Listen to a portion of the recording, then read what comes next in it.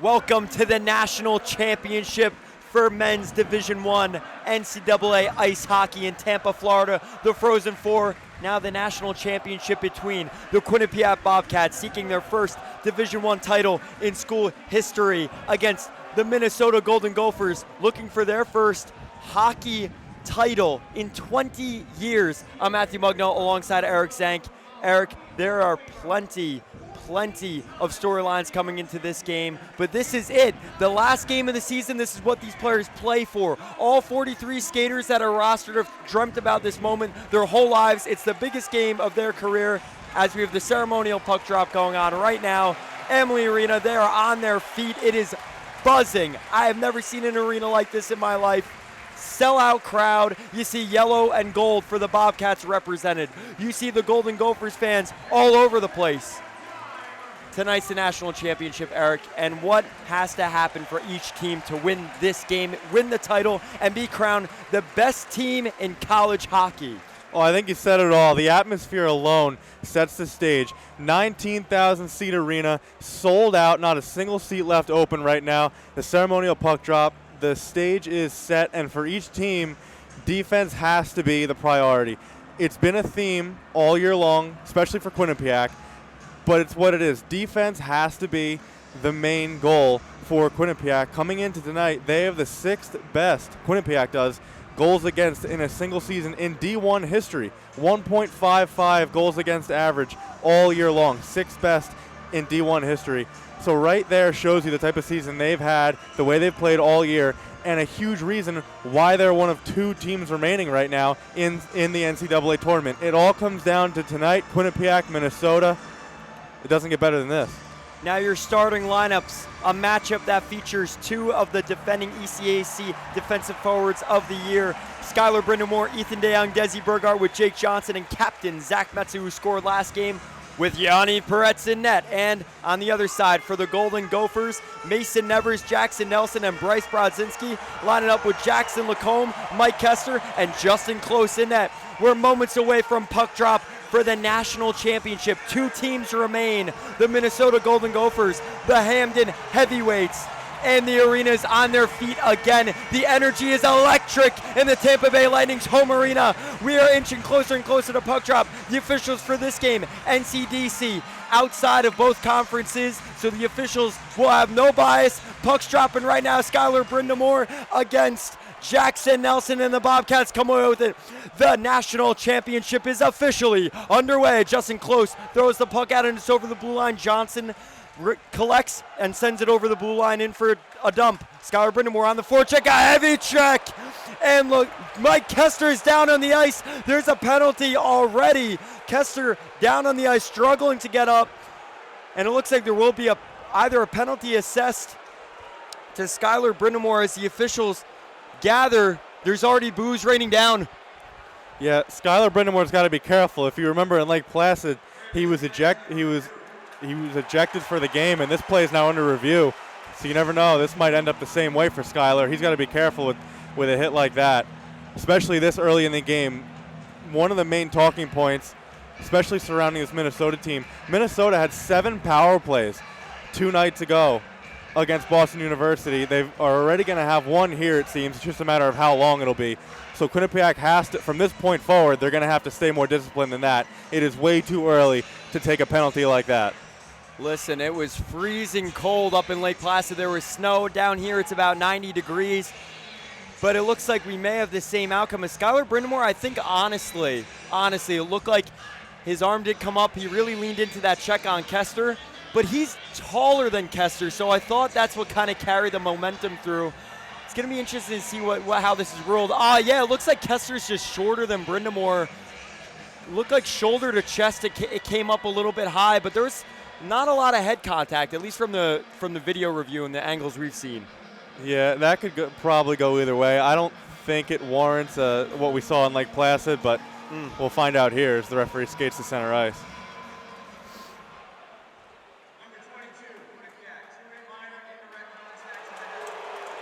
2 minutes, so that's a minor penalty for indirect contact to the head. Now, the Golden Gophers were 3 for 7 on the power play against Boston University. This is not how the Bobcats want to start a game. Not at all. 3 for 7 is a very good night on the power play. It doesn't maybe sound it to the naked eye, but that is a tremendous night.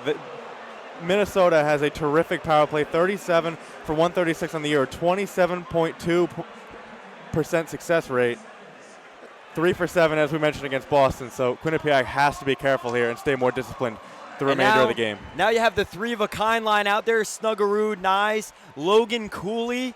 If you haven't heard their names, we're probably going to be mentioning them all broadcast. The Bobcats now on the penalty kill. Logan Cooley on his forehand, shifts, he's dynamic, he can stop and start with all of them. Snuggerud takes a shot and Peretz makes a nice pad save to parry away. Snuggerud, number 81 for the Gophers, is a pure sniper, fine space, fine seams, and now the puck's out in front, and a rebound bobbles out, and it comes to the point again. Lacombe out to Snuggerud, who takes another one-timer, and Peretz stops him again, and the puck's out of the zone, and the Bobcats kill off and fend off that attack as there's 1 minute remaining on the power play for the Golden Gophers. Well, they caught a big break there, the Bobcats did. Minnesota was coming in waves on that first power play attempt, and they still have, like as you mentioned, a minute to go, but Quinnipiac catches a break there. Now Jacob Quillen, the Bobcats playoff performer this year, coming in shorthanded, takes a shot and it's blocked. And he's still on the forecheck after it. But they'll reset. Bryce Brodzinski with the puck, lays it off to a defender.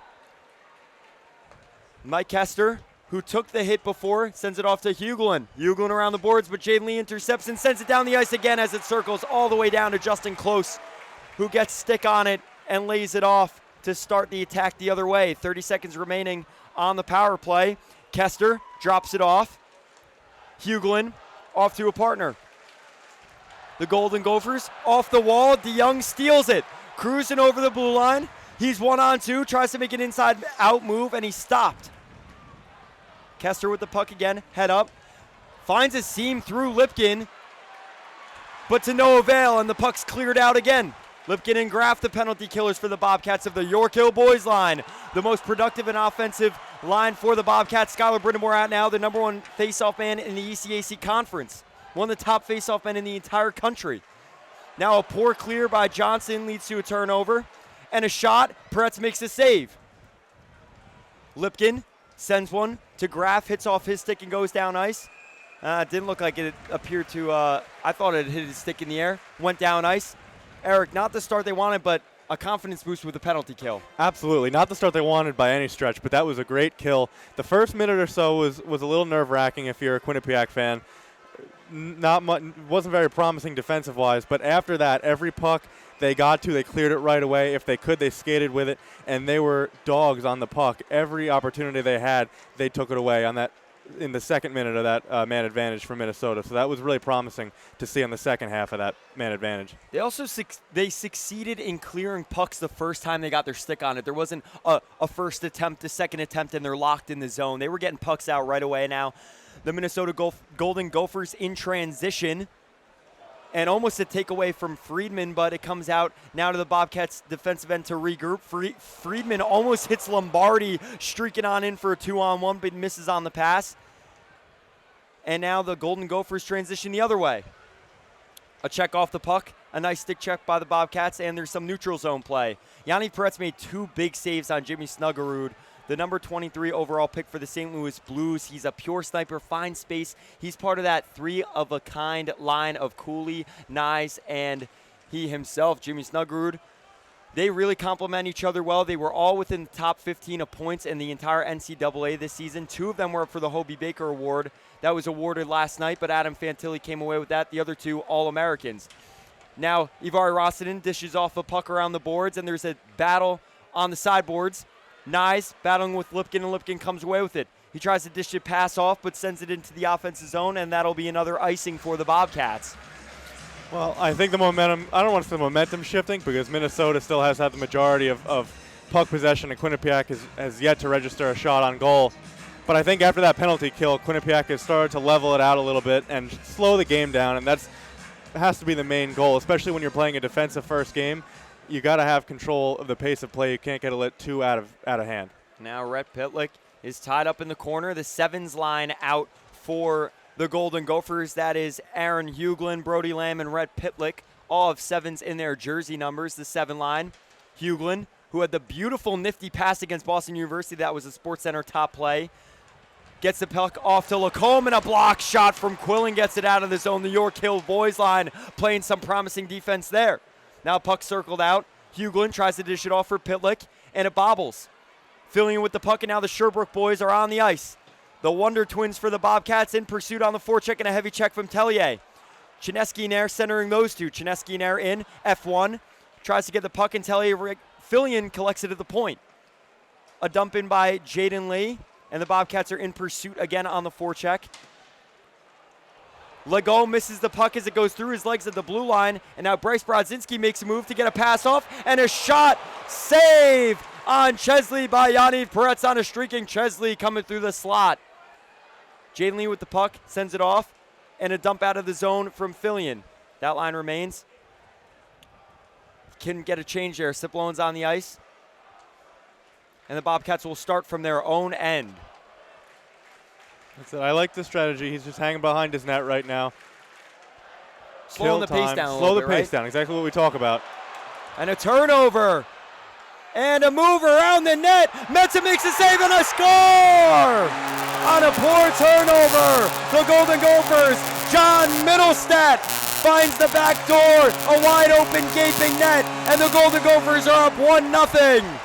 Well, Quinnipiac's going to have to be more careful than that. It was a bad break that got Yaniv Peretz out of his crease, way out of his crease, and it allowed Minnesota to capitalize on what was basically an empty net goal there. Unfortunate break if you're Quinnipiac, but that's what Minnesota does. You got to make it tough for them, and Quinnipiac just opened the door, essentially, left the net wide open, and they're here for a reason. They're the 1 seed. They are not going to let that opportunity go by. Kurth took the puck on a poor turnover. It looked like Lee either broke his stick or just whiffed on the pass on the exit. And the puck came all the way to the blue line. Kurth took it all the way in, wrapped it around the net, created space. Yanni Peretz bit really, really hard, created a wide open back door, and John Middlestat finished. Now both Middlestat brothers, younger brothers of Casey Middlestat, who's a Buffalo Sabre, have scored in the last 2 games to help their team. Now Ethan DeYoung to the front of the net, and Burgard tips it just wide. Burgard with the puck below the goal line, gets it off to Brindamore, and the puck comes out to the point. Johnson collects, takes a shot, and it's stymied. And now Jimmy Snuggerud's moving on in. He takes a shot, and Peretz makes the save. The puck gets past Nyes, and now Cooley tries to intercept. He gets his large frame on it and checks Burgard off the puck, but Burgard's able to circle it into the zone. And the Golden Gophers start from their own end. C.J. McGee with the puck, sends it off to his partner. Charles Alexi Legault over the red line to Quillen. Quillen stops in the middle, whiffs on a shot, and the puck comes out of the zone. Nevers on the puck, tied up with Legault, and they'll start again from their own end. Lacombe possessing. Number 2, head on a swivel. Tries to dish it off, but Colin Graff causes a turnover. There's 3 Gophers on him. Tries to get the puck off to Lipkin, but can't. Ties it up along the boards, and Lipkin has it on his backhand to Graff, to the point. McGee, a shot through traffic and a save from close, and that'll be the Bobcats' second shot on net. Quillen F3 misses on a pass, and Brodzinski comes out. Nevers and Brodzinski on the forecheck. McGee up the boards, but it comes all the way out to Chesley. Chesley, a Washington Capitals draft pick, sends the puck into the Bobcats' end. Lee to McGee. McGee misses on the pass, recollects and sends it over the red line. Lipkin in. My apologies, that's Tellier. The Sherbrooke boys are officially on the ice. The Sedin twin-like energy, we'll see if they can bring that on this shift as they hound Lamb for the puck. Gophers go for the exit, are stymied, and a turnover in the neutral zone. Legault, head of steam, Fillion, a slap shot, it's blocked by Chesley.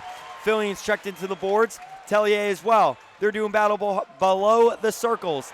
And Tellier's tripped off the puck, but no call. Looked like a check that sent him, and Legault goes down. Moving on in, Pitlick, but he's tied up and stopped. The Gophers surely have had a step here. Great defense there from Raston, and he just prevented what could have been a clean break for Minnesota. Well, I like what I'm seeing out of Quinnipiac the last few minutes. Although they gave up the goal, they came right back and they spent a lot of time in their offensive zone, putting pucks on net, trying to get pucks through. Some were blocked, some weren't. And that's what we like to see from a Minnesota perspective is blocking shots. The Bobcats have been doing the same on their end. But in a game like this, sacrificing the body, doing whatever it takes to prevent the puck from even getting to your goalie is absolutely huge. And both teams have been doing that so far. Mike Lombardi, a shot off the points blocked, and Metza takes a shot looking for a tip, and it goes wide. Friedman to the center, but it's intercepted. And the Gophers start the other way. Kurth into the zone, had the assist on the first goal and created that entire play off the Jalen Lee turnover. Metza tries to find Lombardi cross ice, but it's broken up, and Friedman chips the puck in. The sandpaper for the Bobcats on the ice. Cipollone in deep with Lombardi. Mike Lombardi and Cipollone get possession, but it goes through Lombardi's legs and it comes out. The Bobcats disrupting play again on the forecheck, and Lombardi intercepts. He takes a shot and it just goes wide, looking for a little bit of space in between close blocker and pad. Puck chipped into the zone and it goes out of play, so it'll most likely be face off in the neutral zone. Now, the Bobcats had an All-American in Colin Graff and 2 second-team All-Americans in Peretz and Metza. And for the Minnesota Golden Gophers, their entire first line were All-American caliber players.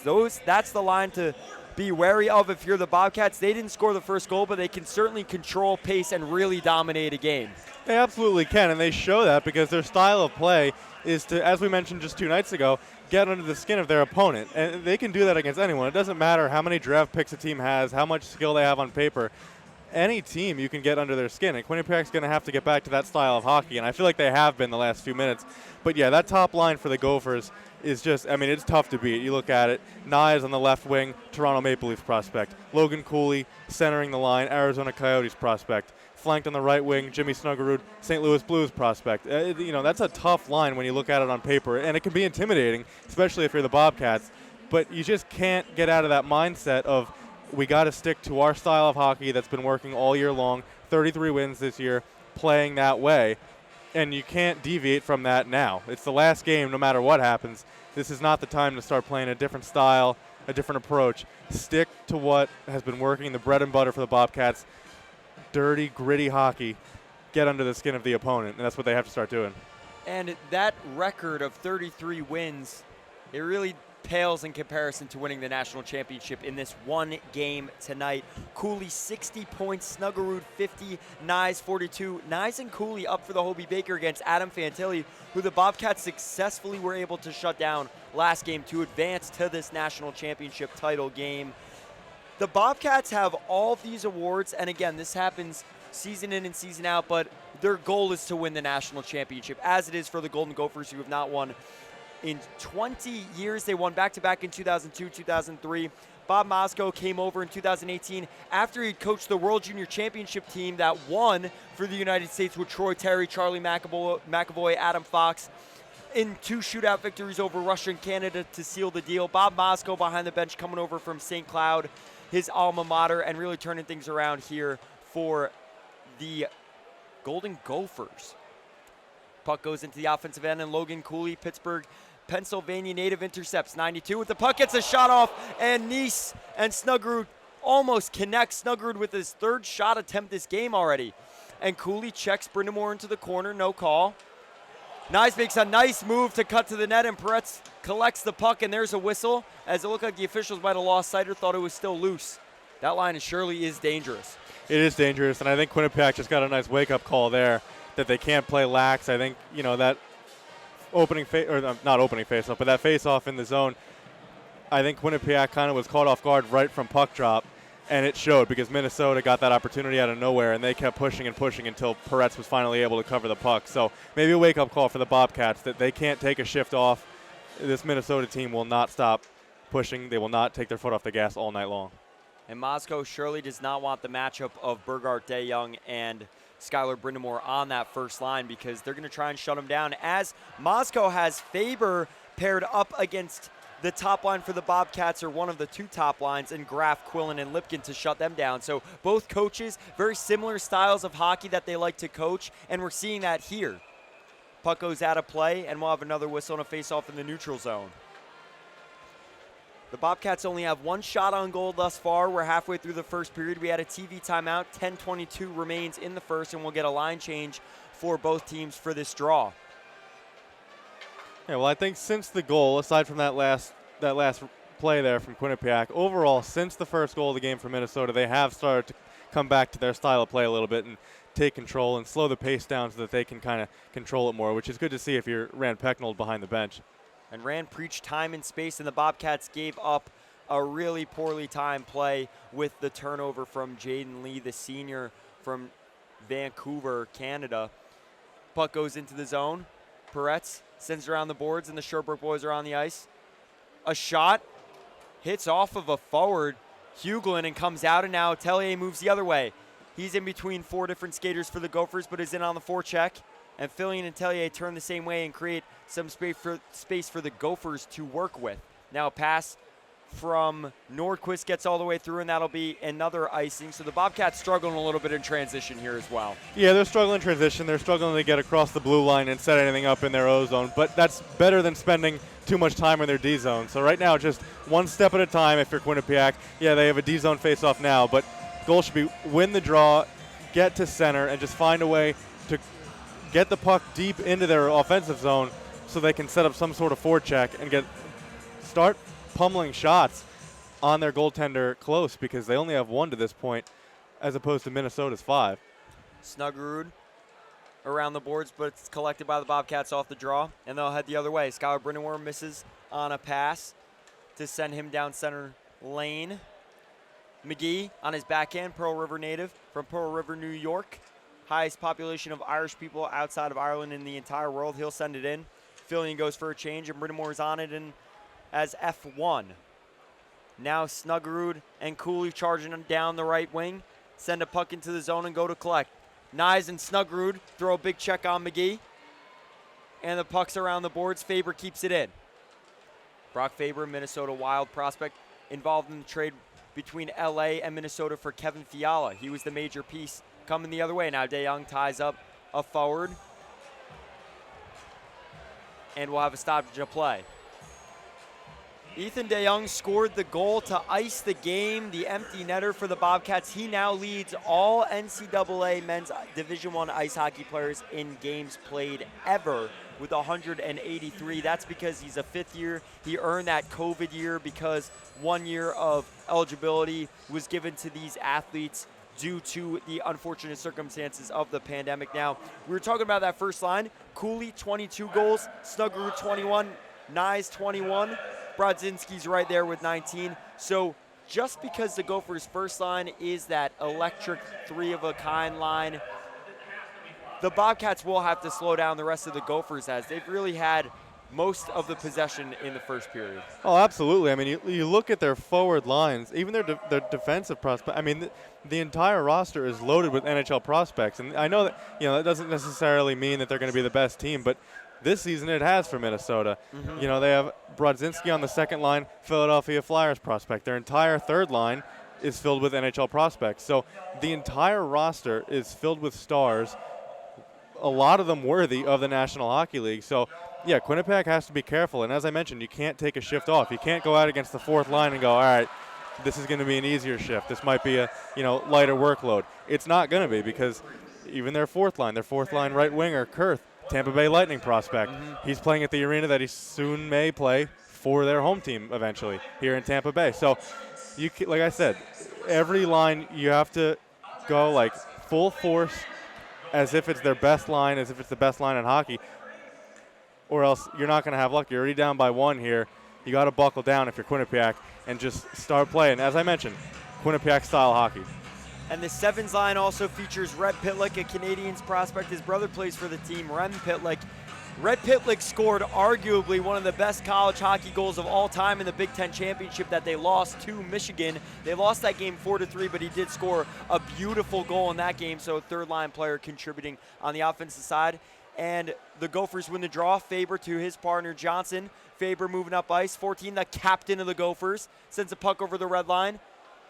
His style described as defensive defenseman. They want him against the York Hill boys, who are moving in 3-on-2. Lipkin over, but it's called an offside on Quillen, and the puck will come into the neutral zone for another draw. Now, the Bobcats have 2 of the top face-off men in the entire nation in Friedman and Skylar Brind'Amour, but Brind'Amour in the box early didn't help the team on the penalty kill, and it looks like The pendulum hasn't swung in the offensive zone yet for the Bobcats, who took control early against Michigan just 2 nights ago.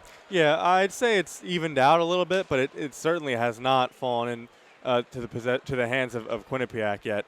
And that opportunity there, the 3-on-2 that was whistled for offsides, that's one of those opportunities you can't pass up against this Minnesota team. That could have been a quality scoring opportunity if it weren't just a step offside. Lipkin moving down the slot, and Quillen's tied up. Minnesota Gophers denying any entry into that middle of the ice slot. We saw the Bobcats play teams like Cornell and Harvard that also don't allow teams to get into the inside of the ice. So they should have some experience with that. Johnson down to Graff below the circles. He takes a shot, and the rebound comes in front, and it's stymied. Lipkin stymied in front, and Graff takes a shot, and it's saved by Close. Oh, no, it's tied up by a defender and sent out of the zone. Brodzinski with it, moves around Graff, sends the puck into the zone, and they'll look for a line change. That shot came off Graff's stick so hard from the point as he collected it, I had no idea where it went. Well, and that just shows, Quinnipiac, they're relentless. That play all started with Rastin at the blue line just barely reaching up high enough to glove that puck and keep it into the zone onside. And that's where that play all came from, keeping the forecheck alive. And that's what they have to do. They have to stay relentless. They have to keep digging on pucks that maybe you think, you don't have a shot of getting it. You got to keep digging, because that forecheck wouldn't have happened. For a simple play that Rastin had just gloved the puck down, but it was a tough play for him to make. He made it, and a goal almost came away from it. It's all about the small and simple plays, like you're saying, especially on keep-ins and any chance they can get to keep possession. The Golden Gophers win the draw, but the Bobcats are hustling them. Nordquist and Friedman on the puck. Now Johnson battling below the circles as the Gophers go to battle in the corner. John Middlestat, Connor Kurth, and Garrett Pinanimi on the ice. The Gophers come away with the puck and go to work. Garrett Pinanimi working it to the point. A shot flutters off the stick but goes wide. And Lombardi gets tied up with the same defender as Friedman, allowing the Gophers to get to work again.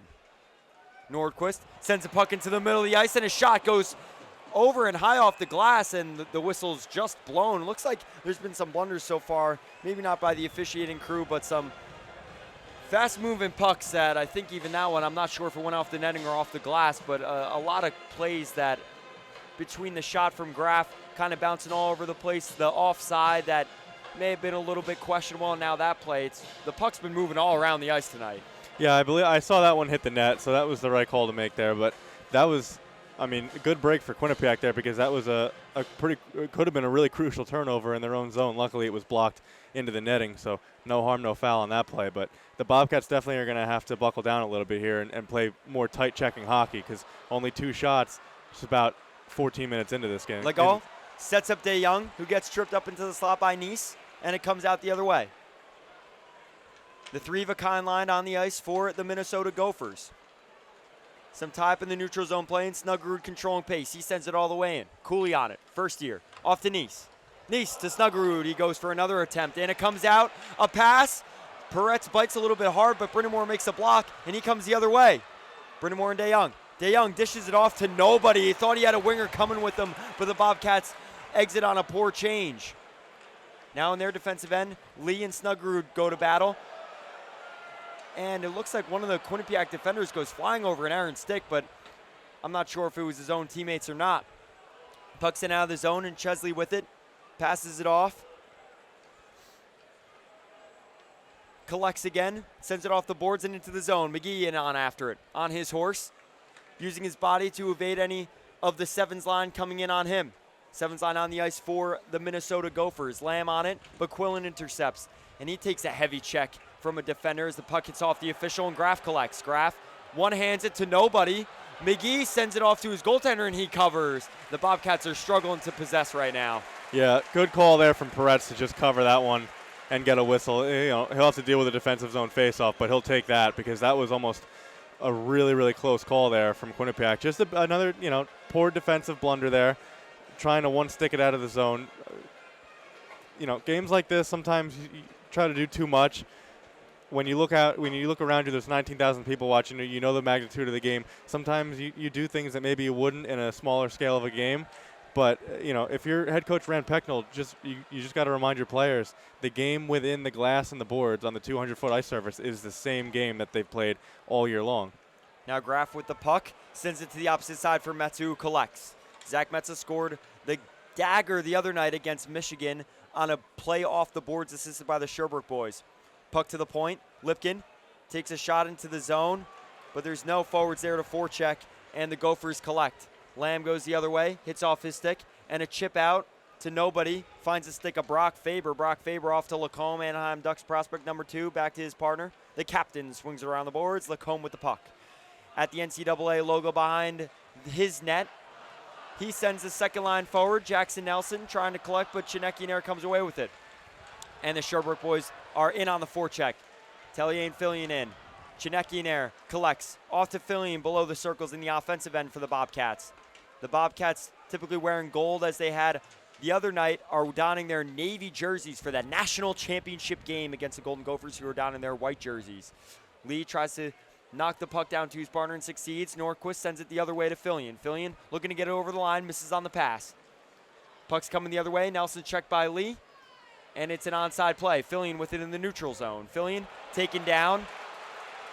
No call there as the puck goes on net, and close covers, close, virtually unchallenged so far with 3:56 remaining in the first period. The Bobcats were the runner-up in the 2013 and 2016 national championship. They're looking for their first, and Minnesota wants their first in 20 years, as they made it in 2014 but lost to an ECAC team 7-4, the Union Dutchmen, in the national championship. That's the last time they were here as well. So Bob Mosco's looking for his first. Rand Pecknell's looking for his first as a head coach as well. And they're also looking to deliver the first national championship for their team in quite some time, and for the first in the Bobcats' history. Yeah, both teams have something to prove here. You know, if you're Quinnipiac, as you mentioned, runner-up 2013, runner-up 2016. First time in the Frozen Four since that 2016 year that featured guys like Devon Taves, you know, Stanley Cup champion last year with the Colorado Avalanche. Connor Clifton, current defenseman with the Boston Bruins, native of Long Branch, New Jersey. A lot of guys there that have proven themselves in the NHL, and we don't know where some of these players on the current Bobcat team will end up one day. There's no way of, there's 3 NHL prospects. If they'll pan out or not, we'll see. But yeah, both of these teams have something to prove here, and as you mentioned, Minnesota hasn't won in over 2 decades, so it's been a while, and both teams have something to prove. So they both have a lot of pride, and you can tell, and especially with Minnesota they're playing more of a physical game right now, and Quinnipiac is going to have to start to respond in that area, because that call right before the whistle blew, I think some of the fans here, the Bobcat fans, wanted a penalty. I thought it was a clean hit, and I think Minnesota's just laying the body more. They're doing some of the more dirty work that needs to be done to succeed in a game of this magnitude, and Quinnipiac's going to have to match it. It's still early. They still have time. They're only down by 1, but they're going to have to amp up their level of play here. I certainly agree that the Bobcats, they're bringing the energy, but they're not really getting the bounces that we saw against Michigan, not even with the goals, but just the plays out of their own end. The pace of play is certainly being driven by the Gophers currently. Now, they have a face-off in the offensive zone, and they have their sandpaper out there right now. Both teams, interestingly enough, did not win their conference championship. So the Big Ten Conference, since its inception in 2014, the Gophers have won before, but they did not win this year. They lost to Michigan on their Olympic-sized skating ice. So they had to make that adjustment coming into the Frozen Four and Regional, because the Minnesota Gophers' home rink, 3M Arena, is actually Olympic-size ice as opposed to NHL-size ice or college-size ice. Now Brodzinski chips the puck into the zone, and Legault collects behind his net and looks to start things the other way. Cipollone goes through his legs, and a shot from the point gets through, and Peretz makes a nice save. Johnson can't get it out from in front. Freeman doing battle as well, but gets a tip on it. Johnson again can't get the puck out of the zone. Freeman, a heavy check at the boards at the point, tries to send Johnson streaking on in, but misses. And he sends the puck out again for another line change, and the Gophers are just waiting to go on the offense. In the corner, Nelson's checked off the puck, and Graf gets the puck on his stick, makes a move to Quillen. Quillen, feet wide, turns, pivots, and looks for a pass. Dishes it off to Graf. Graf at the top of the circle takes a shot, and Close makes a save even though he was going the opposite direction. He pushed off and still got the puck under his armpit. Well, I like what I saw there from Graf. He skated with it. He had a lot of patience on that play to wait to shoot it. He didn't just get the puck and rifle it. He waited, found an open lane, and shot off a puck that he knew would at least get on goal. It wouldn't have been blocked or or ricocheted anywhere else besides on the goalie. So although it wasn't a goal, I do like the patience there from Graf to open up a lane for himself to register Quinnipiac's third shot on net. Skylar Brindamore wins the draw, but the two teams still going to battle. The shutdown line for the Bobcats against the 3-0 line kind for the Gophers as they move in. Snuggerud to the net, and Lee turns Cooley upside down. And there's no call. Desi Burgard off the boards to try and get it out of the zone, and Metza collects. Metza facing forward to DeYoung. DeYoung makes a move to get around Snuggerud. DeYoung cutting through the neutral zone to Lee. Lee looks for a pass, shovels it, but there's no one there as Nice goes to collect. He has some room. Lee goes for a check and he shakes off of it. Now Cooley looked like he had a 2-on-1 opportunity with Snuggerud. Dumps it off as he cut to the inside, but dish it off to his backhand to Snuggerud. And he's being hustled at the point by Brindamore, and the puck comes out. Brindamore now has an opportunity to move with it. Shakes it off his backhand and looks for a line change. Fillion the first one in. Sherbrooke boys on the ice. Tellier and Fillion. The dynamic duo and Wonder Twins for the Bobcats have been crucial in their success in tournament play. The puck coming the other way. Chesney makes a move, but it's stymied by Nordquist, and he tries to send Fillion, but it shakes off his stick. Friedman in. On the forecheck, a pass to Chesley. Off to Huglin. Huglin moves through two Bobcats through the neutral zone, takes a shot, and it's sticked wide. Nordquist doing work on Huglin below the circles, but Huglin possesses, using his frame to protect the puck. A point shot from Chesley hits off a defender in front. And there's a lot of bodies in front of the net for both teams as they're really looking to shut things down in the slot. Fillion sends it around the boards, and it's collected by Faber. Faber around to Chesley. Chesley off his backhand, a turnover. Quillen with it behind the net, and he gets dumped by Faber. Now Lipkin possesses the puck. It shaked off his stick, and Chesley sends it out of the zone. 1:17 on the clock remaining as the Bobcats will have a face-off in the other end. 3 shots on goal so far. Haven't really challenged close enough so far. No, except for that one shot by Graf. You know, we always say get pucks on net, you never know what can happen, but that one was even right into his chest protector. The shot that I praised just a few minutes ago. But yeah, overall, Quinnipiac has really struggled getting anything on net. Only 3 shots all game. Meanwhile, Minnesota only has 6. Granted, one of them was a goal. So Quinnipiac hasn't done a poor job defending, but they're going to have to turn that into some offense. Lipkin and Quillen doing work behind the net. Faber doing a really stout job getting things in front, and a rebound comes out. It's in the slot. A shot, another shot, close on it, and the puck comes out of the zone. The Bobcats had a really good chance to jam things away as their most skilled line was doing the dirty work. And now Quillen again on one skate, makes a move in the neutral zone, gets a pass off, and Graf tries to dump it in. Couldn't really possess, gets the puck out, but Johnson fumbles it at the point, and it comes out. Kurth with a good move, but it's broken up in the neutral zone. Lipkin sending the puck in, and now Graf's the first forechecker in, looking for a line change, though. And Brindamore is out. The play broken up by Burgard in the neutral zone. Brindamore off to his defensive partners. Rossinen up to Burgard, who tips the puck into the zone, and DeYoung and Brindamore get on their horse.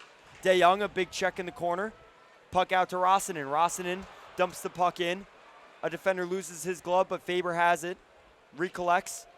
Head up. Looks to break out of the zone with 7 seconds left.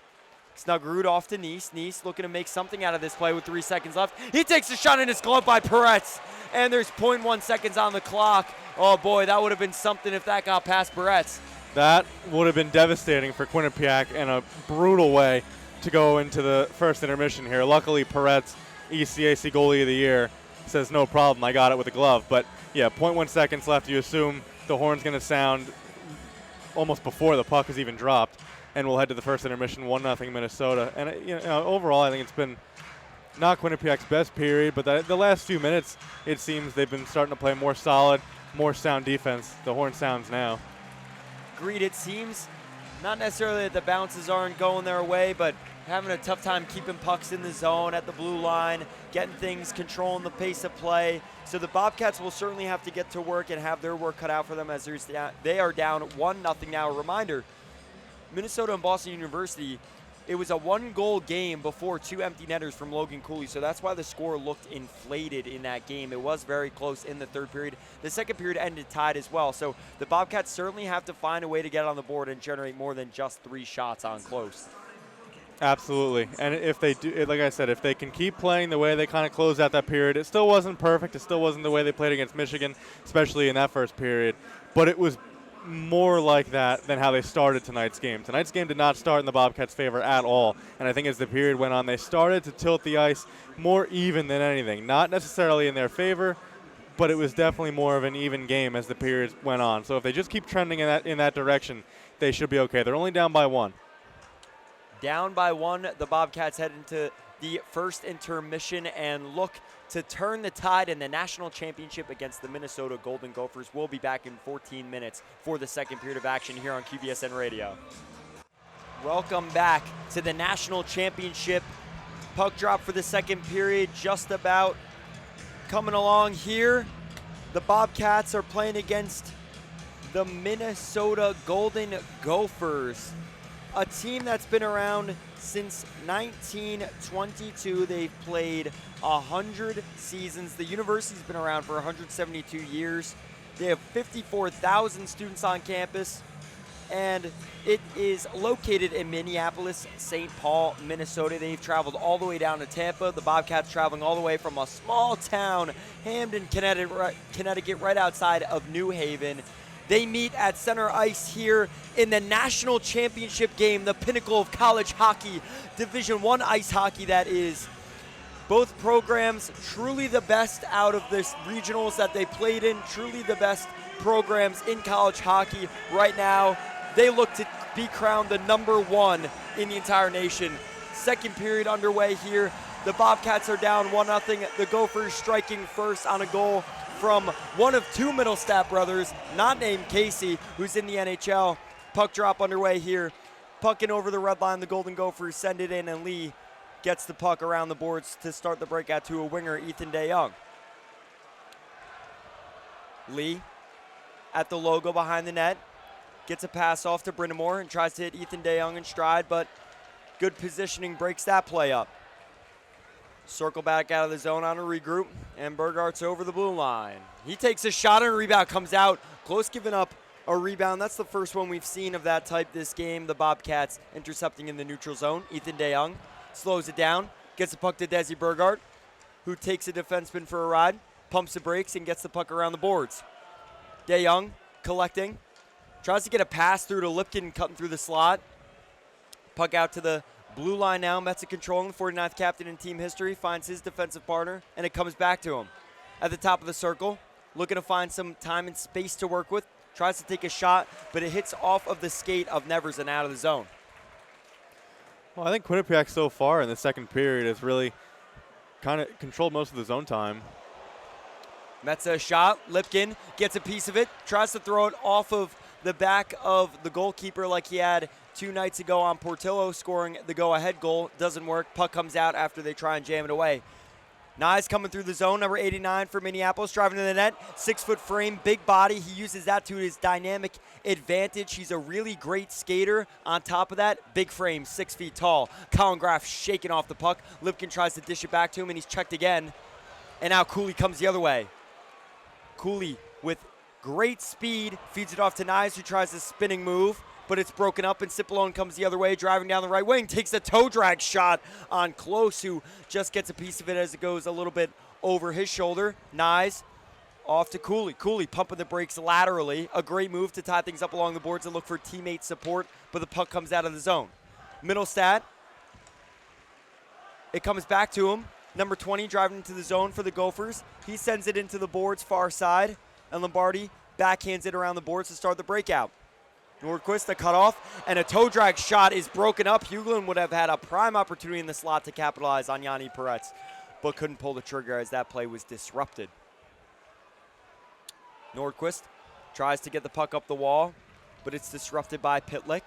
Pitlick still doing work on the forecheck, keeping the puck in their offensive end. Not possessing Tellier in the neutral zone, sends it into the offensive zone as they look for a change. Friedman on the ice now. Puck goes over Tellier. Pitlick bounces off his stick, and Legault collects towards the Minnesota Golden Gophers bench. Minnesota, Lee, up ice to Chinesky in air, gets past him.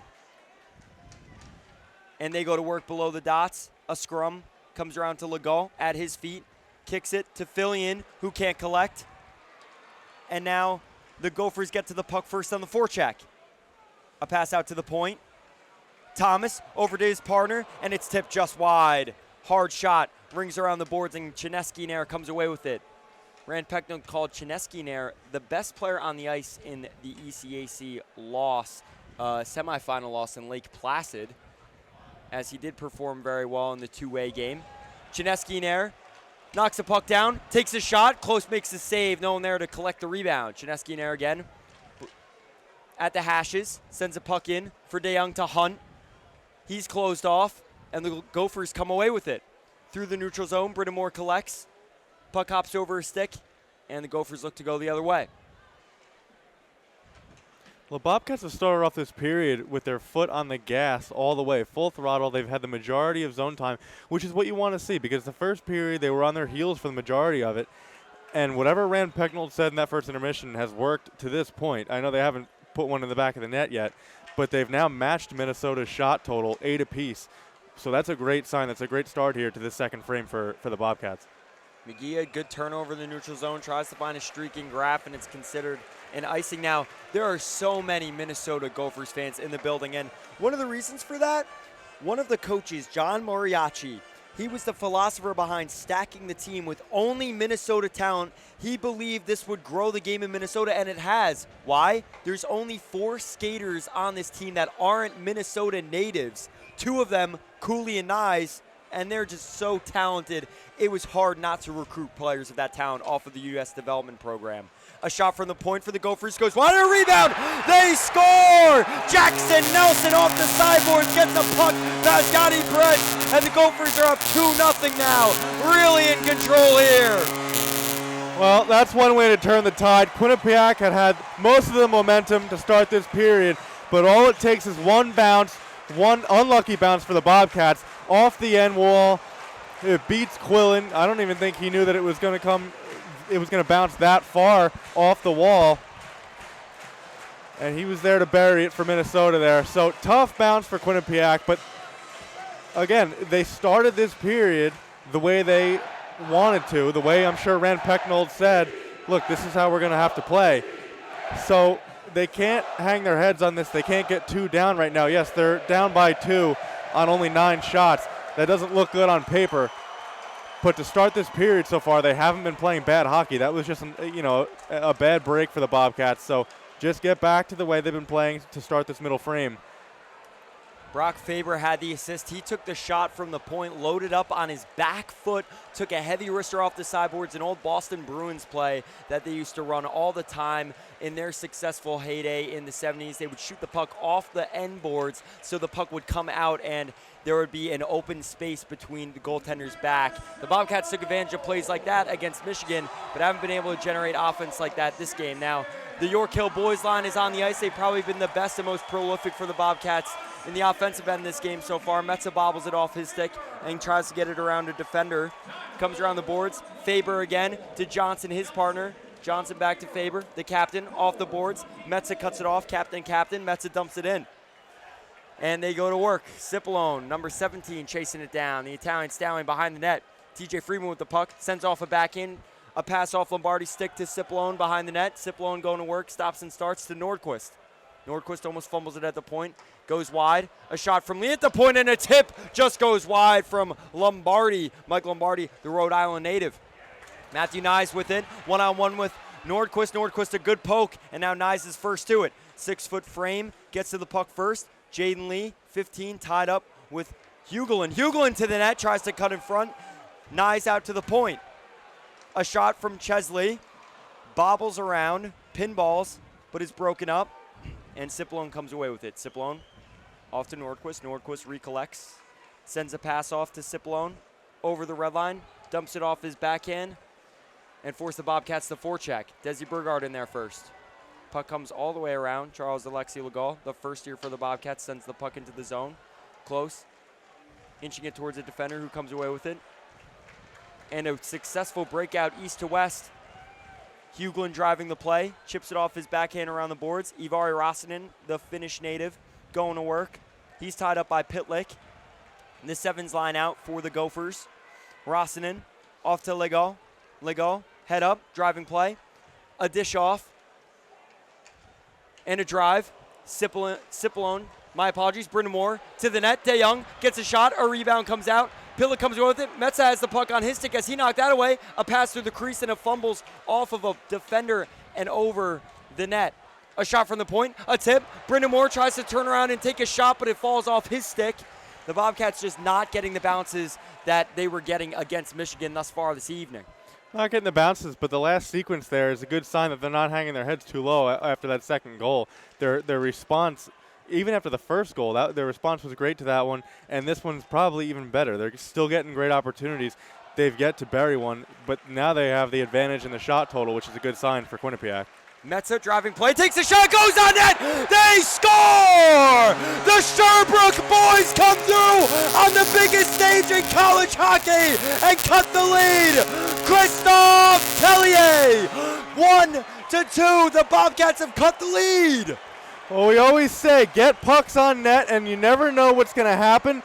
Metsa just flung it to the crease, Tellier's there to bury it, and that's Quinnipiac hockey. That might not show up on a highlight reel anywhere, but that is one of those goals where you crash the net. You get those dirty goals in the crease when you're in the blue paint, and it doesn't matter at the end of the day whether it's a fancy goal or whether it's a dirty goal. It still counts on the board. Quinnipiac slashes the lead in half.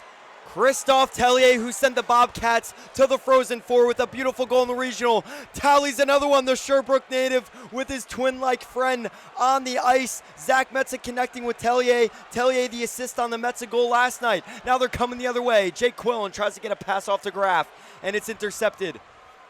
And the Gophers get into the offensive zone, but it's broken up. Lee dishes it off. Hits off of Brodzinski, but Graff comes away with it, hits off his stick, and we have a stoppage of play. There's some energy in the building now and some energy for the Bobcats here as things were really shifted in Minnesota's favor. Zach Metsa created that play, cut it off at the point, brought the puck all the way to the bottom of the circle, has got the pass in front, and as you mentioned, Quinnipiac hockey. That's what they've been doing all year. They drove to the net. Tellier gets a dirty goal, and now the lead is cut. First TV timeout of the period with 11:49 remaining. Eric, how do the Bobcats build off of this, and what was it like for the Bobcats here? What did it feel like when they were down 2-0? Well, it didn't feel good. Obviously, we just heard the first "Let's Go Bobcats" chant in a very long time, so that's a good sign for the team itself that they have some life now. And you know, I wouldn't be surprised if some of the players were looking at the Minnesota roster and going, man, it's going to be tough to score against these guys. But now that they have that one goal, the seal's been broken, potentially. And I think that may have been a huge weight off the shoulders of the entire roster, the entire lineup on the ice right now for the Bobcats that, okay, they just proved they can beat the goalie. They can beat this team. They just have to dig deeper, play some gritty hockey. Like we mentioned, you know, that was just a pass from almost below the goal line.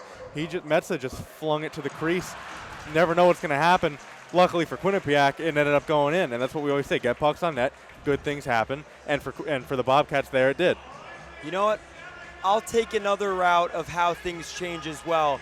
It's the big C. It's confidence.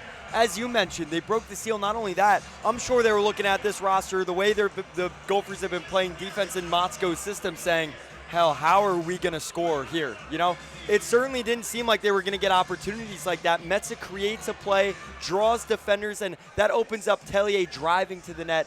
Perfect way to break the seal.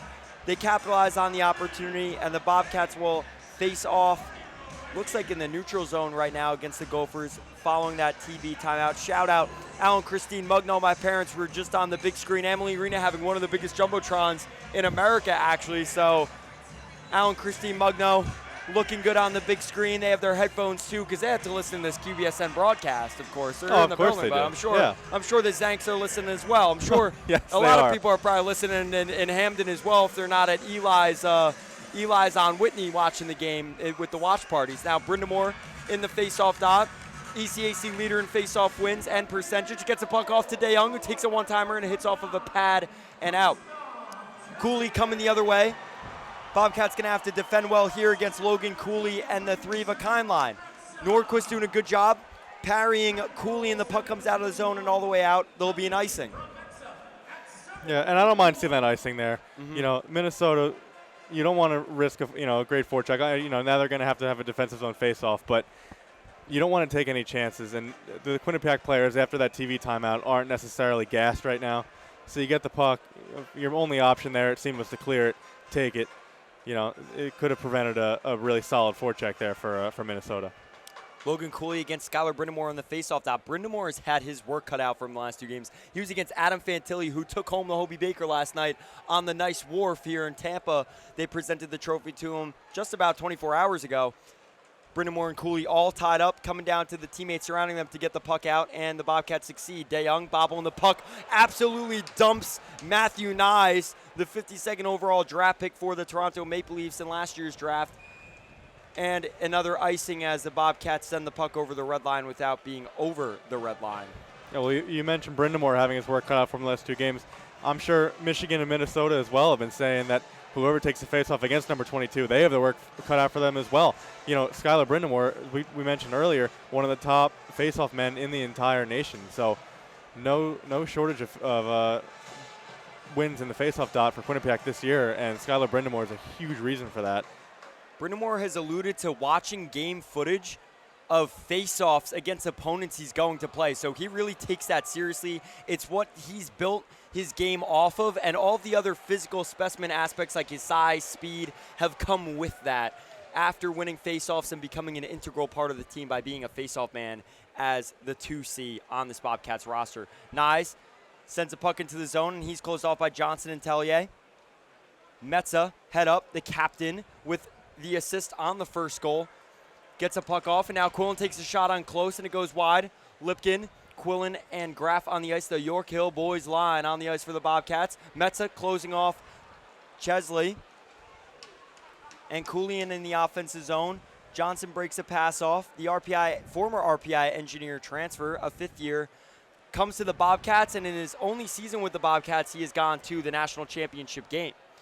Bobcats fumbling with the puck in the offensive zone. Rhett Pitlick coming away with it. Pitlick kind of falling over Lipkin's stick. Looked like he just lost his footing, and the 7 lines is out. A nice play created. A dump off, and a shot goes over the net. It looked like Peretz had his head in the sky. I thought it went in, but a great 3-on-2 based off and created off of a neutral zone turnover for the 7s line. Sees Hughlin shoot the puck and sky it way over the net. I thought it went in. Yaniv did too. You mentioned, he looked right up at the sky thinking, oh, that must be a goal.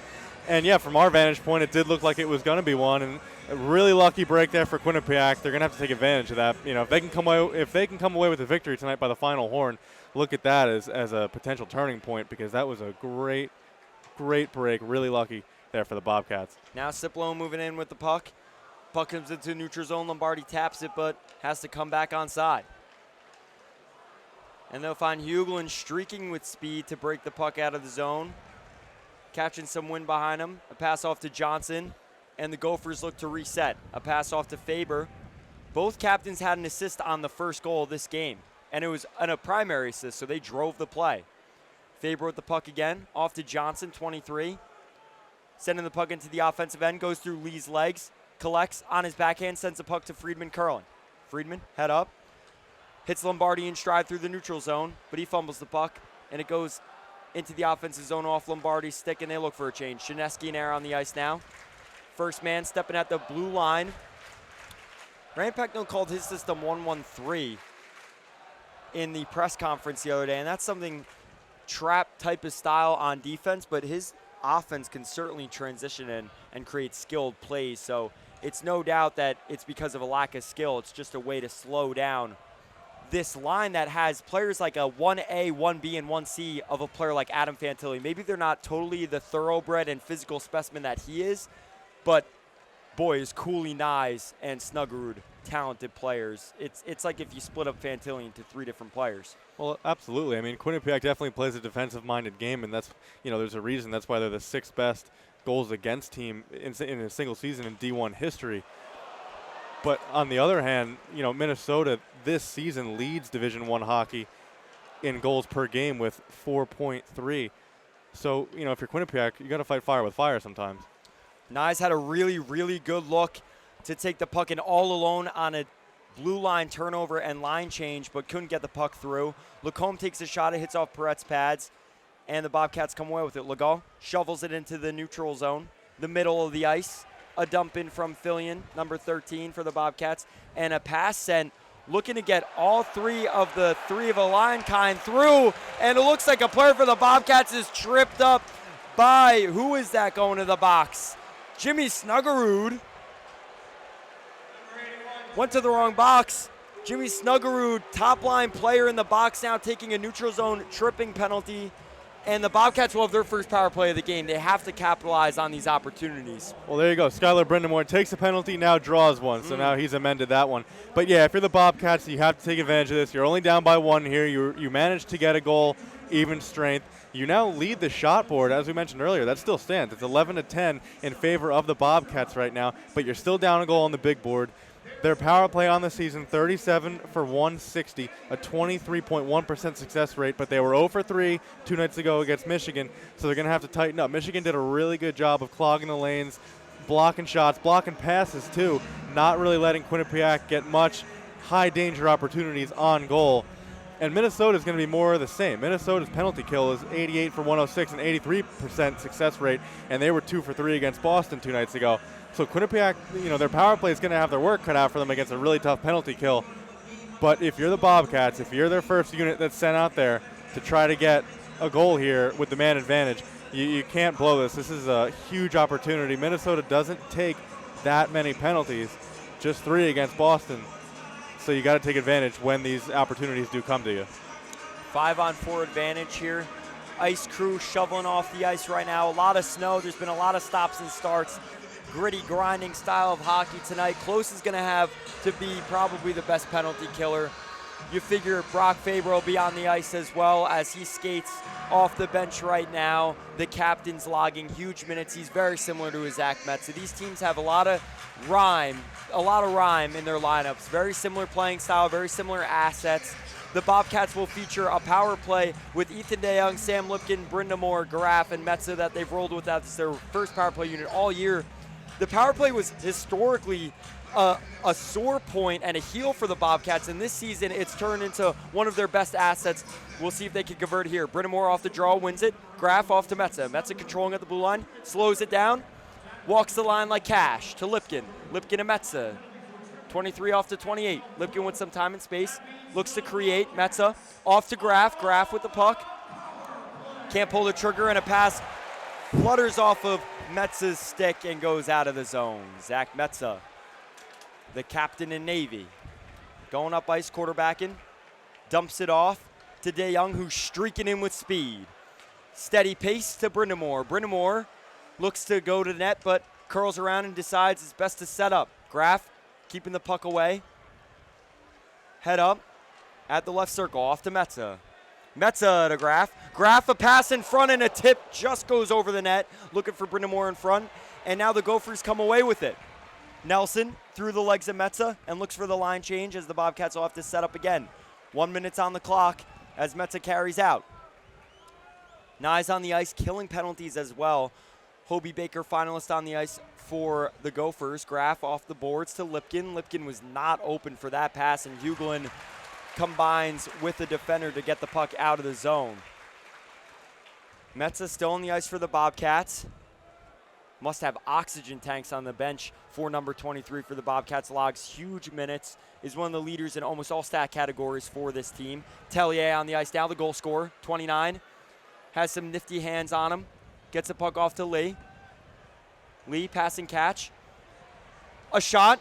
Goes by. In front, a rebound. Comes out. Lee cuts it to the slot. Looks for a pass. A shot. Gets it to the crease and flutters just by the blue paint. And the puck sent out, but it's kept at the point. A pass off to Lee. Lee takes another shot. A rebound comes out. Tellier with the puck. A backhand in front. Looks for another pass, but he possesses it behind the net. Getting hassled. Collects. Quillen with it. And Stuggerud's out of the box. Quillen looks for a pass in front, but he's tied up. Puck coming around the boards. Lee goes for the pinch and succeeds. Lee with the puck. Takes a shot, and Close makes a nice save with the pad to close things off on the side of the net. The Gophers have killed off the penalty, but the Bobcats surely had good chances on net. Yeah, that might have been one of the best power plays you'll see without a goal. tallying on it. The Bobcats were everywhere on the ice. They were, except for that first play where the puck hopped over Metz's stick and all the way down to Peretz on the other end of the ice. Aside from that one blunder, that pretty much entirety of the power play was all Bobcats. They did a tremendous job, and they came really close there. The puck looked like it hovered over the goal line. Unfortunately, it was above the crossbar, so it never went in the net. But the Bobcats had a great power play there, and now they didn't score, unfortunately for them, but you can build off that. That could be a huge momentum builder if you're Quinnipiac. Now Faber with it, out to Cooley, fakes a one-timer and opens up a lot of space for Johnson to work with. A shot, and Burgard comes up with a huge block. Burgard waving to get a change, but Johnson still possessing off to Faber, his partner. Faber, Cipollone on him as the forward one, causing havoc, but the Gophers don't surrender to it. Cooley driving up ice. Pittsburgh, PA native, third overall pick for the Arizona Coyotes in last year's draft, number 92. Really knows how to control play. He is super dynamic. A pass out from the defensive end. Burgard takes a shot over the glove and wide. Close has certainly been challenged in the last few minutes between the power play. Tellier with the goal and that opportunity that was almost batted in by Jacob Quillen earlier on the power play. Another opportunity there for Burgard. Quillen gets possession, gets a pass off. Graff moving on in on his backhand. Ran out of space. Graff to the front of the net. A shot. A rebound comes out and close. Gloves it down. And the Bobcats have challenged him and taken over in the shots category.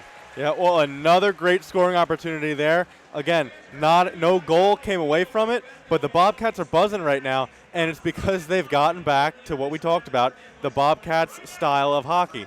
They're trying to get that scoring opportunity just a few minutes ago on the power play. Would have been, had it gone in, a gritty goal. One of those goals where there were a few Bobcats in the crease, crashed in the net, just trying to poke that puck across. And that opportunity right there just seconds ago, same thing. Fling the puck on net, see where the rebound goes, see what comes from it, and see if you get a lucky bounce. So I like what I'm seeing from the Bobcats as of late, the last few minutes, most of this period really, but especially the last few minutes. They have played their style of hockey, and that's why they've gotten on the board, and they're only down by one here. That chance before was real close coming up with the save. He batted it with his glove, so that was a really interesting replay that I was just watching as Eric was taking us through kind of how the Bobcats have shifted momentum and had some good looks and opportunities. Now, that save could have kept them in this game. Close has had some really good saves here on opportunities that aren't clean. A lot of redirections, a lot of pucks fumbling in the crease, but he's gotten the job done. You got to think, though, the Bobcats, it's a game of inches. If they keep getting chances like that, they can really tie this game up with 4:28 remaining in the second period.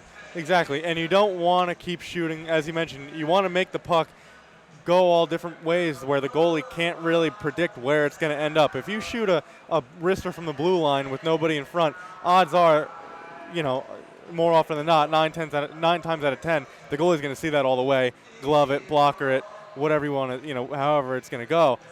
But if you can get pucks in net where there's bodies everywhere, kind of into the mixer there, it'll pinball around, and sometimes the goalie just loses track of it, the defenseman loses track of it, but the guys on offense don't. They see it the whole way, and sometimes it's just right place, right time, and they're there to jam that puck home. Similar to 2012, Adam Henrique, that puck just slipped right out to him, past Henrik Lundqvist, and he was there to slide that across the line, send the Devils to the finals.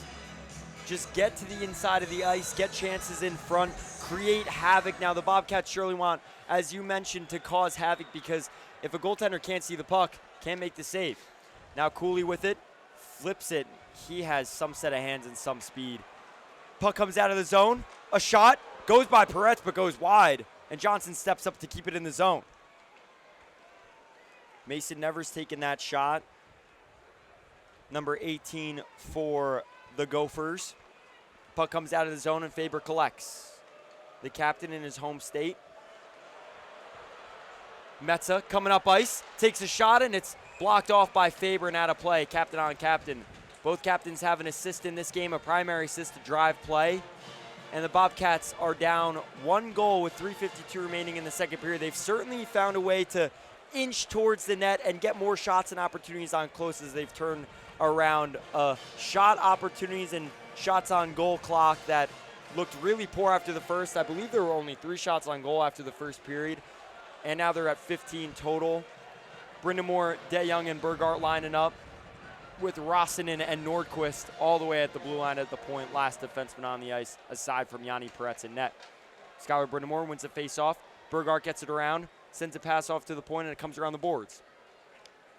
Lacombe circles the puck around the boards. And a pass from DeYoung comes in front. Brindamore takes a shot for a one-time wrister, and it goes over the net.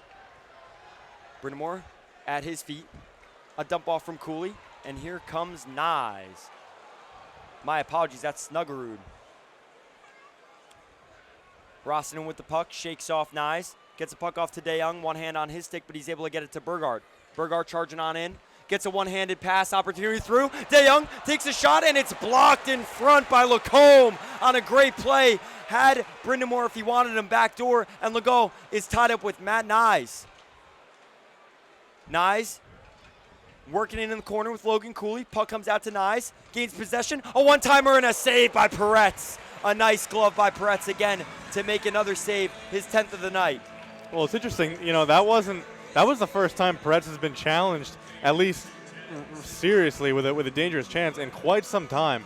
And I think that really just shows that Quinnipiac has taken over this period, and although they still find themselves down by one, if they can keep up this pace of play and their puck possession, they're giving themselves plenty of opportunities to even this game up.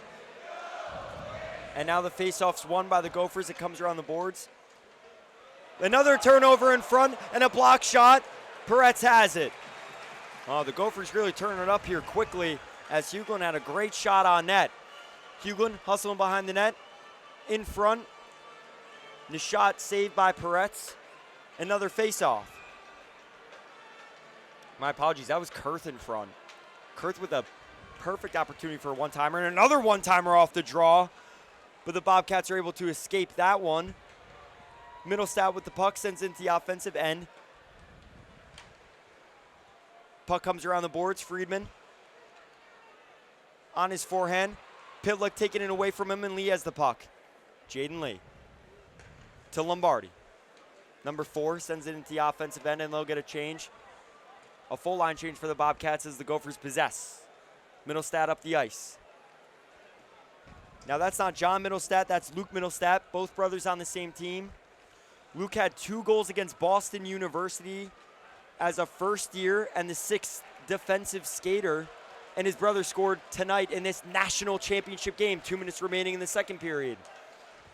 And the Bobcats and Gophers go back and forth in the neutral zone. Tellier with the puck, gets it off to Lipkin. Lipkin moving on in. Tries to get a shot off through defenders, and a shot flutters off a stick and close gloves it at the top of the crease. Yep, and I like that. That Quinnipiac skater there was being pressured heavily. I believe that was Lipkin. So the best thing to do there, he didn't really see a clean pass anywhere, so just try to get it on net. And of course, 1 in a million shot, it gets blocked, and puck shoots to the neutral zone, and all of a sudden it's a breakaway for Minnesota. But 9 times out of 10, you flutter one towards goal, even if it's a save, now they get an offensive zone faceoff. The Bobcats in the offensive end. Graff and Lipkin going to work. Graff tries to send a pass off in front to Quillen, but it's broken up by Johnson. Johnson's pass cut off by Graff, but can't get it out of the zone. Quillen gives the puck up at the blue line, and now it's a 2-on-1. A pass across, and Middlestat can't collect it. Up the wall. A pass off to the far point to Kester. Mike Kester tries to send the puck into the offensive zone. Doesn't succeed. And a line change for the Gophers results in the Bobcats possessing with 1 minute and 10 seconds on the clock. Zach Metza, 49th captain in team history from Delafield, Wisconsin, possessing the puck last season, a first-team All-American this season, a second-team All-American. A Gophers chant breaks out as Metza looks for lanes to break out of the defensive end with. Shoots a puck off of Brindamore's stick, and it goes just wide of Close. Close has to stop the puck to the right of him as DeYoung drove to the net hard. 52.1 remaining on the clock in this second period. Close, another play to stop the puck, settle things down, and there will be another face-off. Same unit for the Bobcats remaining on the ice. Yeah, and I like that from Quinnipiac because Close was thinking about passing that off for his teammate and sending it back the other way, but DeYoung made it impossible for him to do that. He forced him to cover, and now again another ozone face-off for the Bobcats late in this period. Those are the small things that Quinnipiac has to do. Another draw coming up. An officiating crew, or an NCDC officiating crew. So there is no conference officials on any of these Frozen Four games here at Amalie Arena, Tampa. Amalie Arena, mentioned Devon Taves. He was a Colorado Avalanche when he won the Cup, not even a year ago, not even 365 days ago. A former Quinnipiac Bobcat won the Stanley Cup on this ice. He paid for the first meal when they came down here, has consistently contributed to talking to the players about the mental game, what it takes to prep, and how he wanted to pass along that it's still a regret of his, even though he's lost the Stanley Cup, that they couldn't finish the job in 2016. The Bobcats facing an uphill battle here, down a goal, 49 seconds remain. Burgard loses the puck to Faber in the slot, and Brindamore gets to the puck first, but he's getting checked hard by Brindamore. Brindamore tied up with Snuggerud and Faber, along with Desi Burgard. DeYoung in, shakes off Logan Cooley with a nice check. DeYoung still battling. Burgard getting in there now, 28 seconds remaining. Gophers just trying to tie things up. Cooley checked hard. In the opposite corner, puck comes out to the point, and now the Bobcats possess. Roston, a shot, a tip just goes wide. Now Nyes coming away with it. Snuggerud to Cooley. Cooley to Nyes. Nyes moving on in. 10 seconds remaining in the period. Tries to cut to the net on a skill play. 6 seconds remaining. DeYoung off to Lombardi, but it goes over his stick. 2 seconds and one.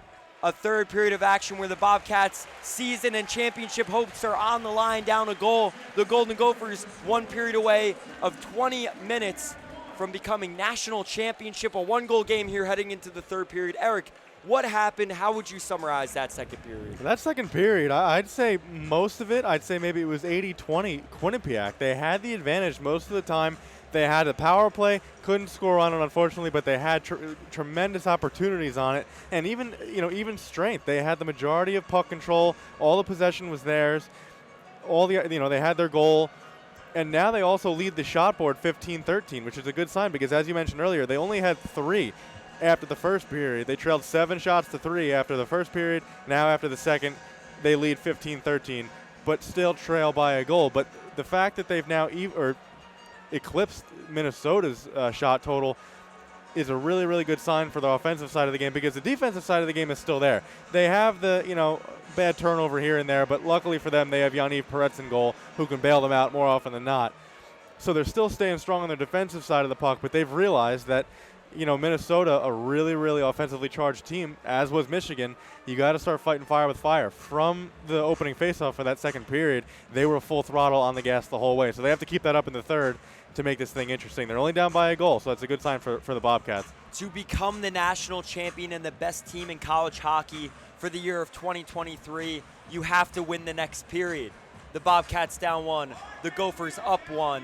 National championship on the line down here in Jungle Land, Tampa Bay, Florida, where the Frozen Four has been hosted in Amalie Arena. We'll be back in 14 minutes for the third period that the national champion hangs in the balance of. This is it. Herb Brooks once said, great moments are born from great opportunities. The former Minnesota Gophers coach won 3 national championships, the last one in '79, then coached the 1980 Olympic team that won the Miracle on Ice in 1980 and then the gold medal against Finland. Down in that game, as the Bobcats are down in this game, it all hangs within the balance. We are coming at you, QBSN Radio, Frozen Four, Tampa Bay. The national championship hangs within 20 minutes of hockey to be crowned the Division I men's ice hockey champions. One team will come out on top. 1 goal is the difference right now. Eric, Quinnipiac Bobcats, Minnesota Golden Gophers here, Tampa, Florida, Amalie Arena. Puck about to drop. What needs to happen for the Bobcats to come back in this game, and what do the Gophers have to do to be crowned national champions? Well, for the Bobcats, more of the same. The second period for them was a complete 180 from the first. Look at the shot totals alone. In the first period, Quinnipiac was outshot 7-4. In the second period, they completely turned the tide and led the shot totals 11-6. So the second period for them was a totally different team, but it was the team that we've seen all year long. So when I would say it was different than the first period. So they need to stick with that. They can't get complacent here. They can't say, all right, we had a great second period and, check out for the third. They're still down a goal here. They still got work to do. They still need to get at least 2 to win this game. And that's not going to be easy against this Minnesota team who is, as well as the Bobcats, very sound defensively. Maybe not as much as Quinnipiac, but still enough to make it really difficult for the Bobcats to get anything really generated in their offensive zone. But one thing I thought was interesting, in the first period, Quinnipiac led the face-off totals 11-8, but didn't control most of the puck possession, which kind of means that Minnesota created a lot of turnovers, even though they were losing the draws. Second period here, as the puck has just been dropped, Minnesota trailed in the face-off dot. Oh, I'm sorry, Minnesota led 10-6, but Quinnipiac controlled most of the puck possession time. So Quinnipiac were really hounding pucks well in that middle period there, getting them even when they didn't have it. They created tons of turnovers and forced Minnesota to turn the puck over a lot. So if Quinnipiac can keep up that style of play here in the third, hold on to your hat. This is going to be a close game. And the York Hill boys line are on the ice as puck drop is here and the third period's underway. Quillen sends it into the offensive end, but it's broken up, and Lacombe comes away with it on a regroup. Tape-to-tape pass to Brodzinski. Tries to find a streaking player. Lipkin, a nice touch pass to Graf. Graf moving in.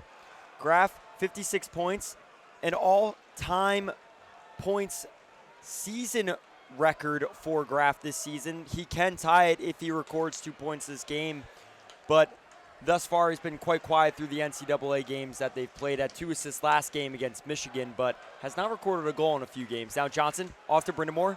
Brindamore checks the puck off his backhand into the zone, and DeYoung is after Faber. Brindamore after Johnson, and Metza closes things off to Lombardi. Lombardi takes a shot, a rebound comes out, and Close gets his glove out.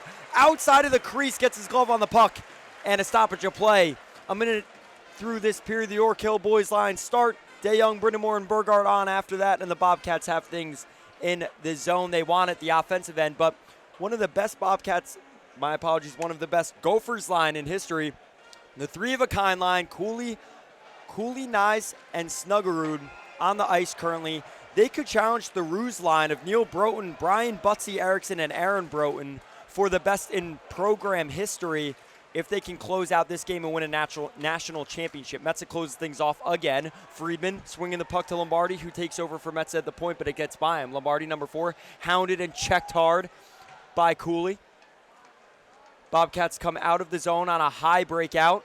DeYoung off to Lombardi, who tries to shake around a defender with a windmill move but can't. Tellier up the wall to the point. Lee with a lot of open space takes a shot, and Close closes things off. Well, the Bobcats have really started this period the way that they finished the second. That shot, although it was a wrister from the blue line, there were 1 or 2 Bobcats there hanging out in the crease. If you see the replay, there was one. There was Friedman hanging out in the crease, battling with a Gopher defenseman.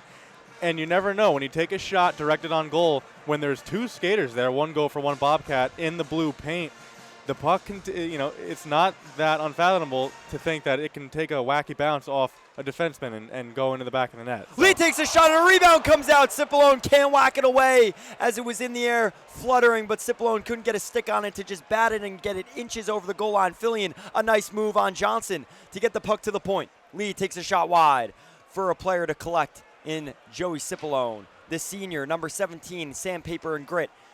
5 of his 7 goals this season, game winners. He's on the top of the NCAA list for game-winning goals, but Matthew Nyes is first with 7, 3 of those game-winning goals, overtime goals. Now, Jaden Lee with the puck, 15, heads up, gets a puck off of Chinesky in air. They go for a change, and the York Hill boys line is on the ice. Lipkin gets a piece of a puck off a Lamb's stick, and Quillen possesses. Tries to get a pass off, and the puck bounces off a defender's stick. And in transition, the Gophers go the other way. A nice sidestep move and a check coming from Nordquist. Separates man from puck. Nordquist off to Lipkin. Lipkin, number 28, off to Quillen. Quillen tries to dump it off to Graf, but he's caught flat-footed. The puck comes out of the zone. Nordquist gets possession, settles, and gets a pass off to Johnson. My apologies, Ivari Rossinen. A passing catch there from Chesley and Cal Thomas. And Logan Cooley streaking through the offensive end, and a penalty called. The Gophers will go on the power play as soon as the Bobcats touch up, and they do.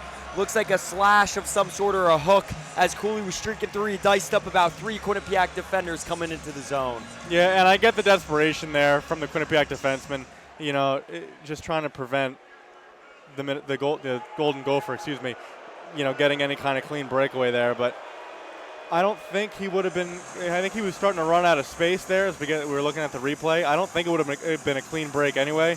so that wasn't necessarily a great penalty to take by any sense. And now the Bobcats are sent back to the penalty kill here, already down a goal. Skylar Brindamore, the second trip he's made to the box for number 22.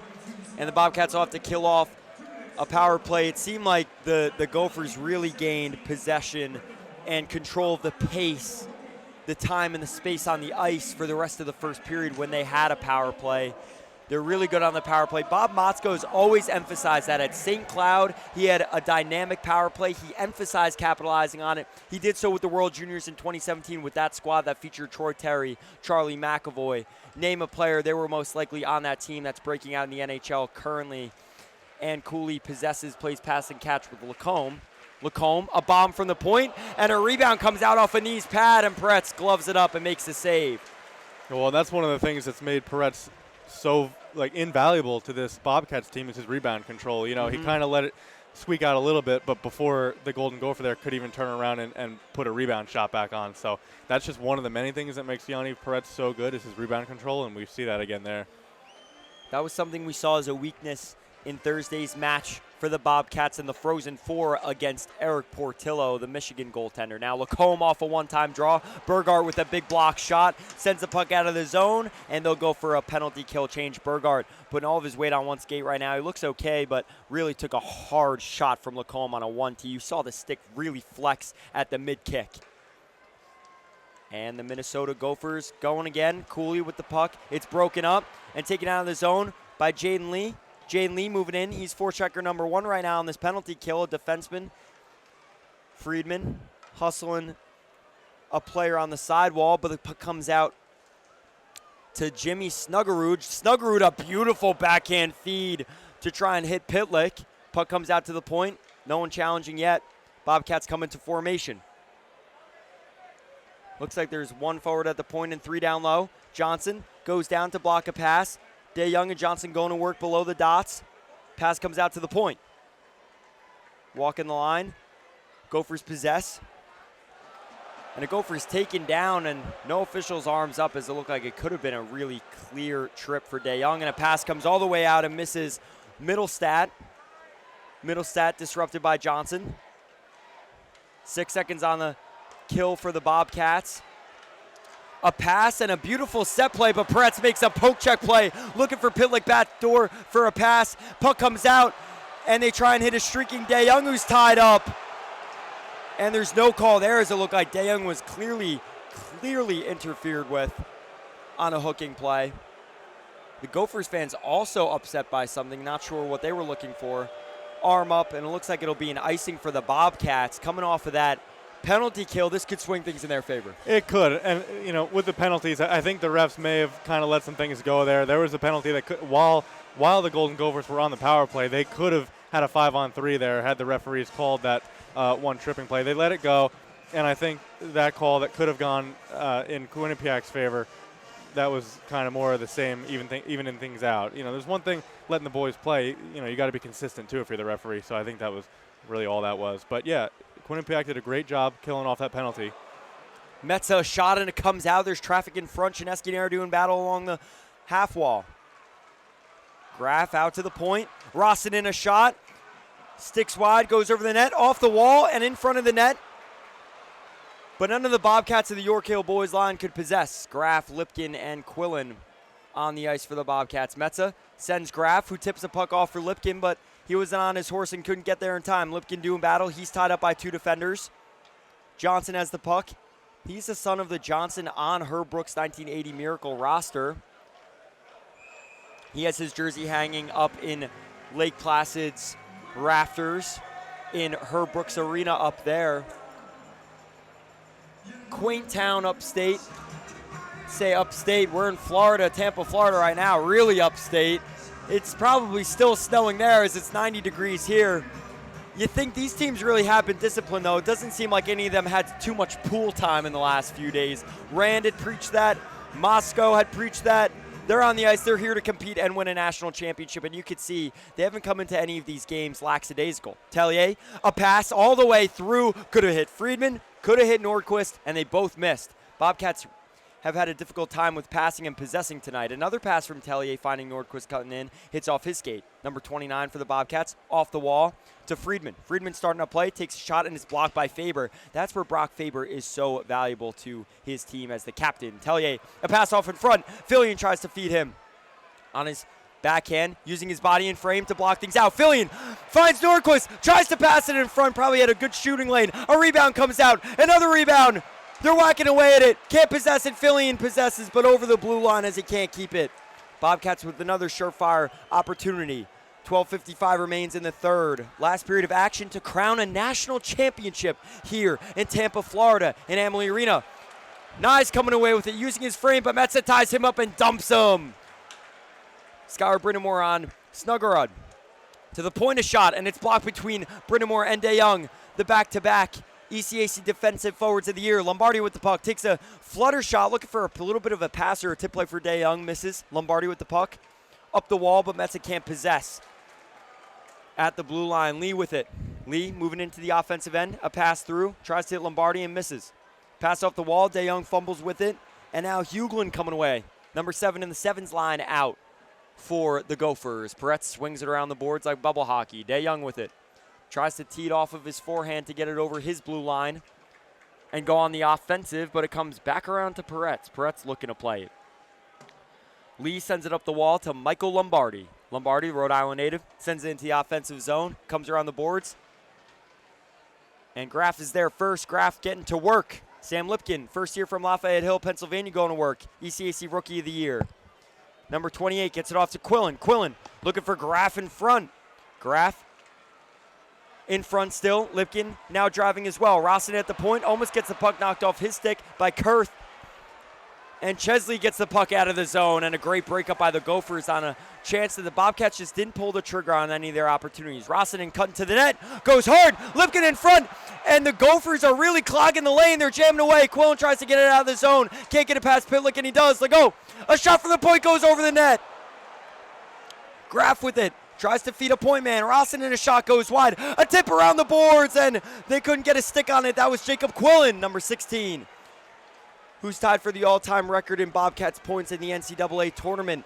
My apologies, goals. He has been electric goal scoring against Merrimack. Last game against Michigan was definitely the best offensive player in the first period, and most likely the whole game. We got another whistle and a TV timeout. We're halfway through the third period.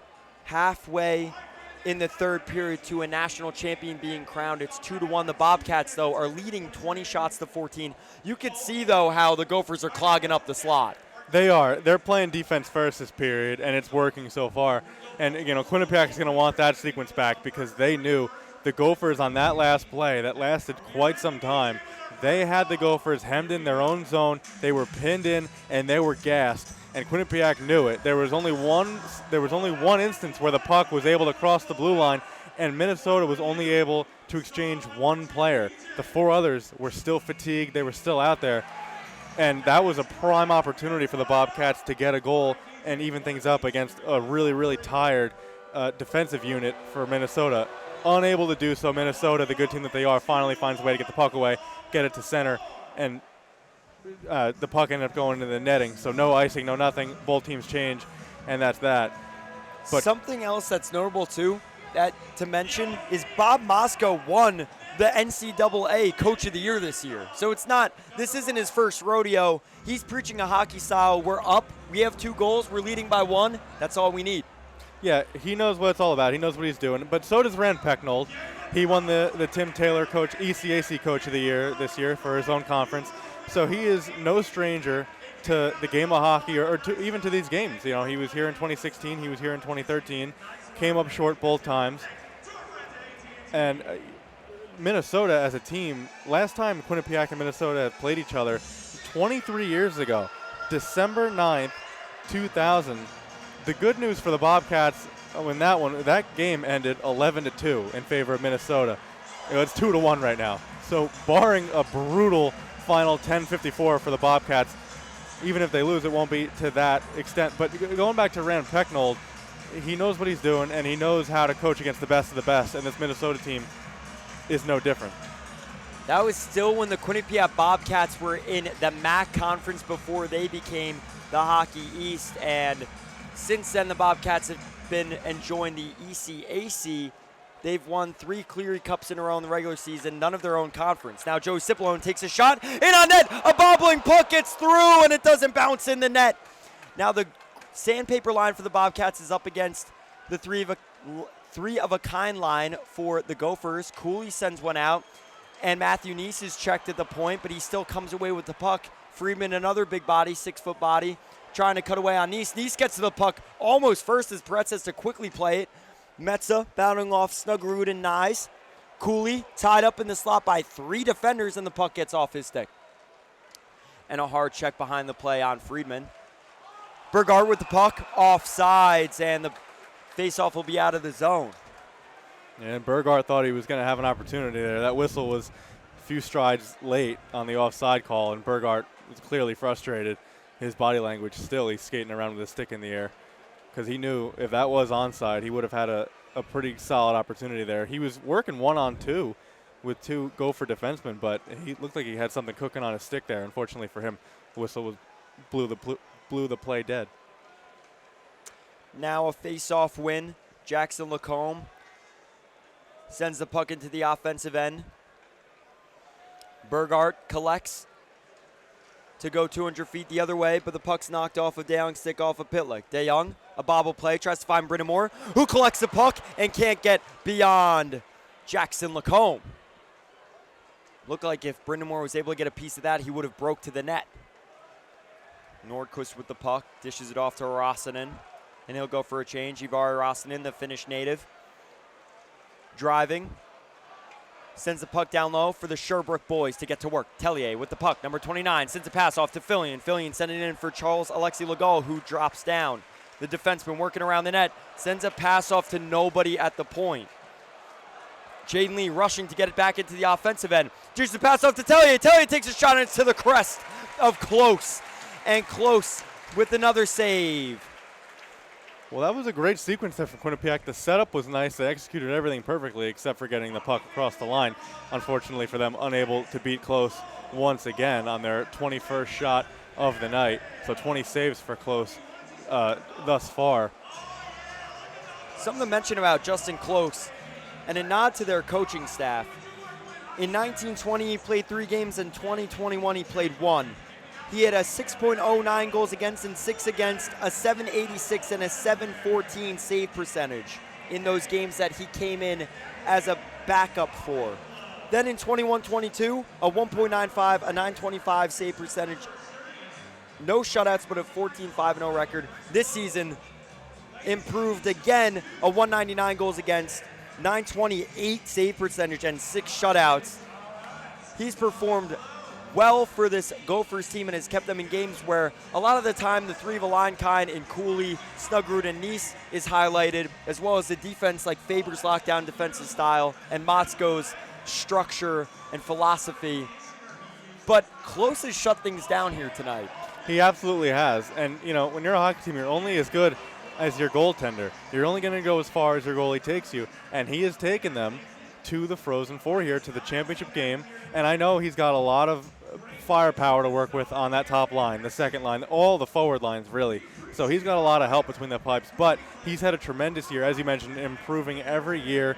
26 wins in 36 games this season, only 9 losses, 1 tie. 70 goals against in 36 games, 903 saves, and he was a semifinalist for the Mike Richter Award and also a finalist for the Big Ten Goalie of the Year. So he's had a great year, definitely the backbone defensively for this Minnesota Golden Gopher squad. Now, it may not be as obvious in this game, but the Gophers have had to adjust to playing on NHL ice and NHL regulated ice surface, because normally the Gophers play on an Olympic-sized ice rink as their home rink. So they've certainly had to make the adjustments, and you can see when they try and stretch pucks how that affects it. Quillen with the puck below the dots at the NCAA logo. Graf out in front, and Lipkin just missed a shot attempt to tie the game. And now another icing. New York Hill boys line on the ice for the Bobcats with Lee and Metza at the point.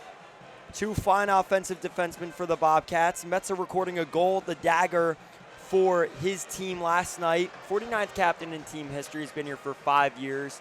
Has had the experience, came in just after the Bobcats went to the last national championship that they played in, and is now the captain of the team from Delafield, Wisconsin. My apologies, Illinois. Metzer with the puck, shakes and bakes, takes a shot, it comes in the crease, a rebound out in front, they clog up again, the Bobcats not getting to the inside. Metzer, a shot on goal, a tip goes wide off a Graf's stick. And Lee keeps, takes a shot on net, and Close makes a save, looked like he didn't know where it was bobbling, and he stops play. The Bobcats putting the pressure on with 8:37 remaining in the period. Yeah, this is the time. They got to get one soon here to at least force an overtime. 8.5 to go, as you mentioned. Shots 23-14 in favor of Quinnipiac. They're getting the offensive opportunities. Offensively, this period has been all Quinnipiac, but I think that's just because Minnesota's been playing such a defensive-minded third period here. They know they're up. They know they don't technically have to get another goal before the final horn. They just have to prevent Quinnipiac from getting any of their own. Kester off to Nice to Cooley. Cooley to Snuggerud, and misses the top of the net on an open 2-on-1. And a babbling puck finds the stick of Fillion, and he sends it into the offensive end. Now Friedman in. Friedman gets to the puck first. Puck comes around the boards. Nordquist off the wall. Finds Fillion off Friedman's stick and back on Close. That was a really quick play to get out of the zone. The Gophers made about 4 passes in 2 seconds. That sent Cooley in, looking for that play. Got the pass across. Snuggerud had to lean to get position and shot it off of his back foot, leaning away from the net, and still almost capitalized on Peretz, who was flat on the ice. Dirty birdie. Yeah, he had Peretz down. That was one of those golden opportunities that Minnesota doesn't necessarily miss on very much. So Quinnipiac, again, they've gotten some lucky breaks. They're down a goal, but they've gotten some lucky breaks. This game could very easily be more than just a 1-goal deficit for the Bobcats. Peretz had to come up big, and so far he has. Jaden Lee with the puck. Jaden Lee, a pass off to Metza. Metza creeping on in, takes a shot wide, and it looks like it got through the crease, but not all the way to the net. Jaden Lee now jumping because the Gophers had a hard forecheck to get to the puck first, and that was their 4th line on the ice. The 7's line now on with Kurth. Brindamore off to DeYoung. DeYoung at the blue line. It looks like it might be another offsides on Mike Lombardi. That's his 3rd infraction this game so far. Legault finding the puck around an official. Sends Lombardi. Lombardi at the blue line. Sends the puck into the offensive end and looks for a change. Skylar Brindamore hustling, but Chesley comes away with the puck, and they're going the other way. The Gophers turn the puck over, and it goes all the way back into their end. Close, collecting the puck at the end of the rink. Quillen off to Lipkin. Lipkin in, a toe drag, and he can't pull the trigger on the backhand. Out to the point, let go. A shot and a rebound comes out, and there's no Bobcat backdoor. Bobcats have had their chances and just have not finished or capitalized on them. Quillen and Johnson battling at the point. Johnson swings it low. Legault looking for a change. Faber head up, sends it around the boards. And Chesley sends it all the way down ice. And that'll be an icing for the Gophers again. They're just really partaking in a war of attrition. It's something and a style that they want to continue here in the last 6 minutes. Yeah, and if, from the Bobcats' perspective, it's a good thing that you keep forcing Minnesota to ice the puck every time. You'll keep the more fatigued players out there, and you'll get your offensive zone draws. But I think the fact that Quinnipiac now leads the shot totals 24-14. They're ahead by 10, yet they're down a goal. They've got 1 goal on 24 shots compared to Minnesota's 2 on 14. So I think that just shows that Minnesota has they've taken the opportunities that they've gotten and they capitalize on them. And even some golden opportunities they've gotten they haven't capitalized on. Quinnipiac has gotten a ton of grade A chances, and unfortunately for them and for Rand Pecknold, they've only capitalized on one of those opportunities. And if you're the Bobcats, you're ahead in the shot board by 10 shots. You'd think if you just looked at that they'd be leading on the big board as well, and that's just not the case. And that's because Minnesota's doing a great job taking the opportunities they're given and pouncing on them. Shift by shift, minute by minute, really second by second, inch by inch of this game, the Bobcats are trying to claw their way back. They'll have an offensive zone draw as the Gophers took a timeout a smart move to rest his players and get ready for some defensive hockey, as Motzko knows the Bobcats are coming with as much offense as they can within this last 6 minutes, and I'm sure what they're going to try and do is get a jump and a stretch play to send things to ice the game if they can for the Gophers. Brett's still in net, 6:43 remaining. The scene here in Tampa, 2-1 Gophers. Bobcats need one to tie it up, and they've been pouring the pressure on, but just are one play, one step away the last few opportunities they've had. Brindamore, DeYoung, and Tellier lined up. They win the draw. Metza off to Johnson, a spinorama move. Tries to shake a defender but can't. Still cuts in net. DeYoung, a one-timer. Gets in front, but it hits off his own player. Skylar Brindamore to the net, but Tellier's knocked down. DeYoung a check, but the puck comes out of the zone. Looking for a jump. Johnson cuts off a pass and gets possession of the puck. Sends it back into the offensive end. Brindamore with the puck.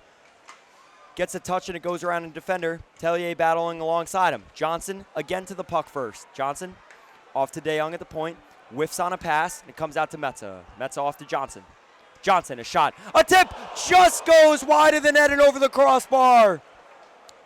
A pass through to Brodzinski and another cutoff pass by Metza as they try and jump the play. Johnson's taken down and there's no call. A spring pass for Lipkin. Lipkin tries to get by, but he's closed off by Faber. Faber to his partner. Johnson sends it out of the zone, and Rossinen's on his horse to get there before Cooley, and we'll have another offensive zone draw. 5:38. They just killed off a minute on the clock. The Bobcats generated one really good chance, though, that just went over the net. The chances keep coming for the Bobcats, but the time keeps slipping away. Like you said, 5.5 to go here in potentially their season if they can't get another one past the goaltender close. You know, he's had a great night in goal. He's stopped 23 of 24.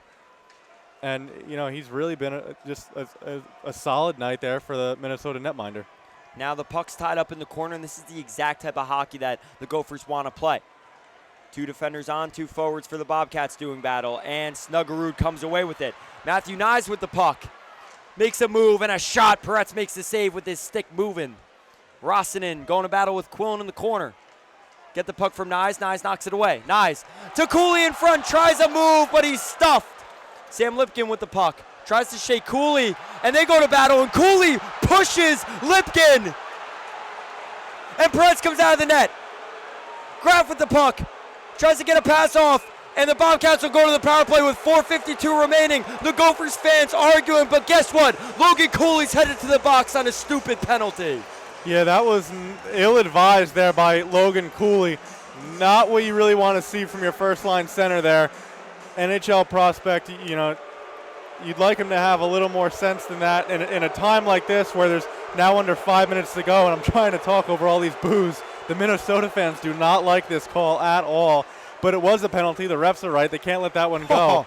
He tied up Lipkin real bad on that one. That's a blatant call. So they don't like it, but it is what it is, and the Bobcats are getting a power play here for the next 2 minutes. They have to score on it. This is their opportunity. They can't. There's no ifs, ands, or buts about it. There is 4:52 to go in what could be their season if they don't tally a goal here in the next 2 minutes on the man advantage. This is probably the biggest power play of their season, no doubt about it. And this might be the biggest power play of the last 7 years for the Bobcats. Yeah, you could definitely make that argument, and I think you probably win it too. This is what it all comes down to. Like we just said, 4:52 to go. They're down a goal, and this is it. They're going to be up 5-on-4 for the next 2 minutes here as the ice crew cleans the ice, shaves the snow off. The fans have reined back their boos a little bit and turned it into a Minnesota chant, so their moods changed real fast, but this is the biggest opportunity of, as you mentioned, probably the past 7 years for Quinnipiac, and this is what it all comes down to. Logan Cooley and Sam Lipkin were World Junior Championship teammates. They won a bronze together under Rand Pecknold in January. Logan Cooley scoring in the game against Canada. Sam Lipkin on the roster. As both of them are first years for their respective colleges, those two teammates only practiced 6 times together before playing in the World Junior Championship, and now Cooley takes an ill-advised penalty against Lipkin, setting up a power play opportunity and the Bobcats' best chance at knotting this game up with 4:52 remaining in the third period in the national championship. Skylar Brindamore, best face-off man in the ECAC, one of the best in the nation, taking the draw against Jackson Nelson, one of the goal scorers of the game. Jackson Nelson's goal stands as the go-ahead right now. They'll do battle in the face-off draw right now. Got to win the face-off battle if you want possession. Now Metza comes away with it off the draw. Bobcats win it. Metza, a shot on net. Another shot, a rebound, and the slot comes out. Puck's loose, and the Gophers get to it first. They go to look, turn, and Johnson sends it out of the zone. Well, great start to the man advantage. That was a quality chance. Unfortunate bounce right to a Gopher stick and out of the zone, but that was what the Bobcats knew what they were looking for there. They were looking for a lucky bounce on a rebound, and they didn't get it, but that was a good idea there that they had. DeYoung off to Graf. Graf doing battle in the corner, and he's locked up by Johnson. Lipkin off to the point to Metza. Metza walking the line to Brindamore. Brindamore to Metza. Metza to Lipkin, to DeYoung at the slot. Graf a shot, and he's robbed as Close comes all the way across the crease on a one-time opportunity. Peretz coming out to send the puck off. Metza with it on his stick. 1 minute remaining on the power play. 3:58 in the game. Metza with the puck, heads up, looking back to hit a streaking Fillion. Fillion tries to dish it off to Quillen. Puck's in the air to Nyes. Fillion with the puck, stops, looks for a teammate, Tellier, his Sherbrooke native friend. Off to Lee, Lee off to Fillion. Fillion to the point to Tellier. Tellier controlling on the flank. On his forehand, a pass through, a shot, and a rebound comes out, and Quillen's whacking away, and he was one pad whack away from knotting this game up. Close again coming up in the clutch. Well, it's been a great power play so far for Quinnipiac. Chances all over the place, but just unfortunately for them, unable to get one across the line. Close has been standing on his head for pretty much all this third period, a lot of the second as well. He's been great for Minnesota tonight, and Quinnipiac's going to have to – I mean, they're doing all the right things offensively. They just have to keep digging. Law of averages, one of these eventually has to cross the line. It's just a matter of the amount of time they have left. 3.5 minutes to go, 36 seconds left on the power play. They're running out of clock, but just if they keep up what they're doing, they have a good shot of getting one across the line. 3:28 left in the third period. The Minnesota Golden Gophers are up 2-1 over the Quinnipiac Bobcats. The Bobcats, 36 seconds remaining on the power play, take another timely and strategical timeout. We saw Bob Motzko do that to shut things down, slow down the game, and get his team recollected for this. And now Rand Pecknold does so, drawing up a play. We can see him on the whiteboard right now from about, I would say, a good 200 feet in the air. This is one of the tallest arenas I've surely ever been in Amalie. He's talking to his players emphatically. Peretz is still in net. We'll see if they give a signal or not to pull him at any point within the next 3 minutes if they don't capitalize here. 36 seconds. Got to win the draw, possess, and see where you could go from there for the Minnesota Gophers. Essentially do the same thing. And Peretz is going to the net with 3:28 left on this power play opportunity. All the Bobcats players just looked as their netminder and key player in this game has left the net and cage yawning. Faber's on the ice. They're looking to probably jump on this play. They have two guys lined up on the inside, Nevers and Faber alongside Johnson. And Johnson gets to the puck first, but comes around to Tellier. Tellier off to Metza with the extra attacker. DeYoung a shot, and it's blocked by Faber. Graf around the boards to Tellier. With the puck, throws a pass off to Lipkin. Lipkin tied up by Johnson. Tellier is tied up by Nevers. Puck comes out. Metz on his stick. Takes the pass, and it comes out of the zone. 3:02 remaining in the game. 10 on the power play. DeYoung in. Tries to beat Johnson, but can't. Lipkin to the net. Has possession. Sends it around to Graf. Graf to Metza. Cooley's out of the box. Graf takes a shot and scores! Colin Graf scores! 2-2 game! 2:47 remaining! The Bobcats have tied the game! Colin Graf comes through in the biggest moment of his career! We've been talking about Colin Graf all weekend long. He finally comes through. He had 2 assists 2 nights ago. But we have been saying that in the playoffs, he was on a little bit of a dry spell in the goal category, and he finally comes through. This is what legends are made out of. 2:47 to go, and Colin Graf has tied this game up at 2. Colin Graff is in the building. The Bobcats stave off the empty net and take advantage of that power play. Rand Pecknold now looking like a genius making that move. Matty Nice making a move on Lee. Takes it to the net and now Cooley has it.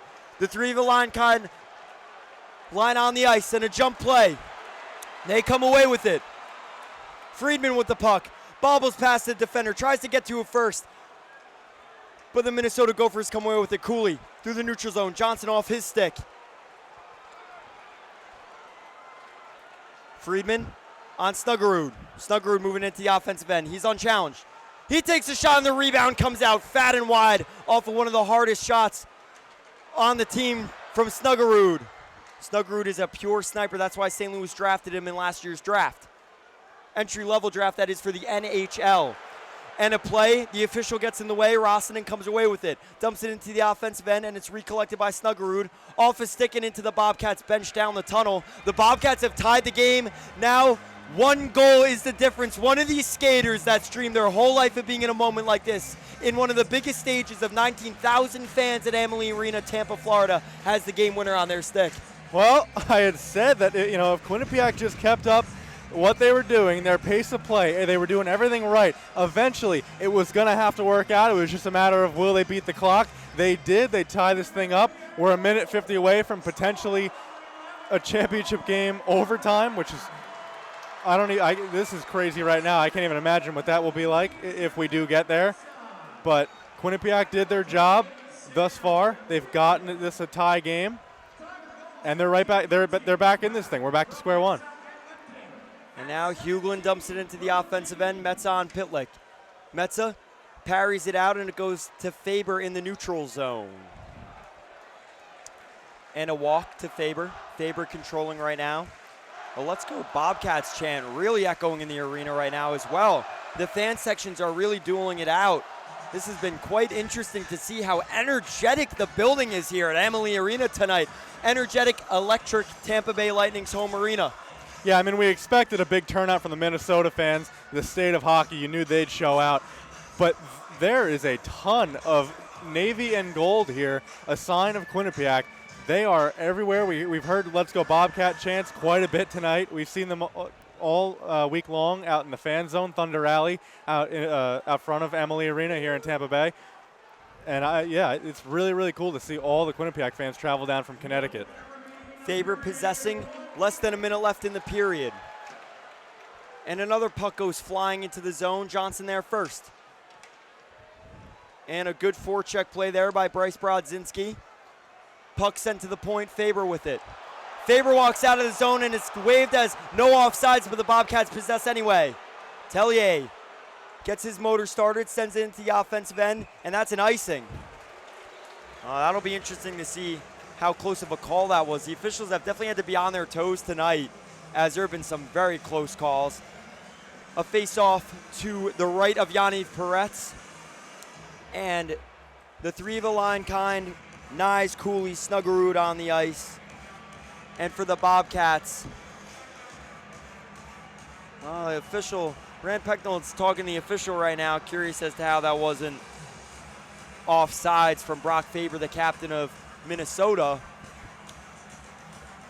Face-off, players are in the dot. Quillen, Tellier on the ice for the Bobcats. A weak shot comes off the stick of Faber, and Lombardi chips into the offensive end. My apologies, that's Kester. Mike Kester sends it up the wall to Snuggerud. Cooley using his size and frame to try and get around a defender, but he's blocked off by Ivari Rossinen and takes another cross-check play. Looks like they're getting under his skin as they had with Fantilli. Quillen sends it into the offensive end, and Lipkin's on his horse to get there. Sam Lipkin tries to cut off a pass, doesn't succeed, but Graff does in the neutral zone. Tries to send it in off of Snuggerud, and we have zeros on the board. This game is headed to overtime at 2 apiece. Colin Graff tying it within the final 2 minutes on a pulled goalie and man advantage off of closest pad and in the net. The Bobcats got the goal they desired. They're sending this game to overtime here in Tampa Bay, Florida. This game has had everything you could desire as a hockey fan. Eric, the one play that defined it, Colin Graff's game-tying goal. Well, you pull the goalie 6-on-4.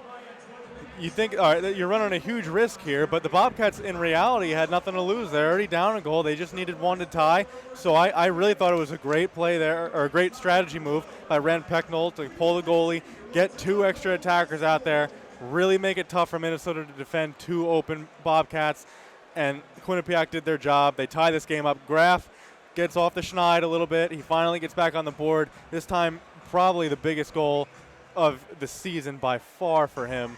So that's great to see from his perspective, and we're headed to overtime. This game, like you said, is at everything. Goals, penalties, anything you could think of. There's been scrums after almost every whistle, so why not overtime, right? And a play where Logan Cooley took an unprecedented penalty really was not necessary, and it ended up hurting his team now. Both teams are stacked, both goaltenders playing so well. 1 goal will win this hockey game. 1 goal will win the national championship to be crowned the best team in college hockey. We're back in 14 minutes for overtime hockey in the national championship. QBSN in Tampa, Florida for the Frozen Four. Welcome back to the national championship on QBSN Radio. I'm Matthew Mugno alongside Eric Zank, Ryan Johansson doing our multimedia on Twitter tonight. It's overtime. 1 goal, 1 play separates both teams from a national championship. Those teams, the Minnesota Golden Gophers, haven't won a championship since 2003. The Bobcats have never won a national championship. Not only an NCAA national championship in ice hockey for men's ice hockey, ever in any sport. Both teams coming onto the ice now. Close leading his pack. Perez slowly behind him. They switch sides for this period. Colin Graf tying the game late in the 3rd on a 6-on-4 advantage with the goalie pulled. And we'll have overtime for the national championship, the national title, to be crowned the best team in college hockey in Amalie Arena, Tampa, Florida. Well, I mean, this is what it all comes down to.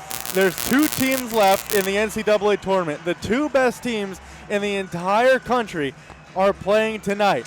Regulation, 3 periods of hockey, 60 minutes, wasn't enough for these 2 teams to settle the score. Late in the 3rd, right, Rand Pecknold takes a gamble. Nothing to lose. They're on the power play. He says, you know what, get me 1 more attacker out there. Let's get 6-on-4 going and see if we can generate something, because the 5-on-4 just wasn't doing it. The 6-on-4 did it. Colin Graf sneaks one through the 5-hole, across the line, tie game. We're headed for overtime.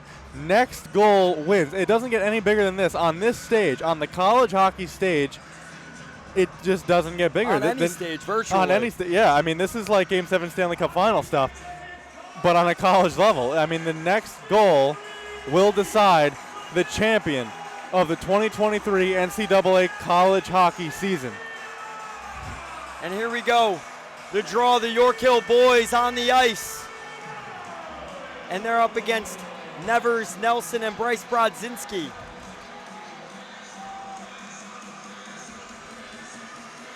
Quillen against Nelson. Quillen, puck goes into the Bobcats bench, and we'll have another draw at center ice. 2 seconds off the clock.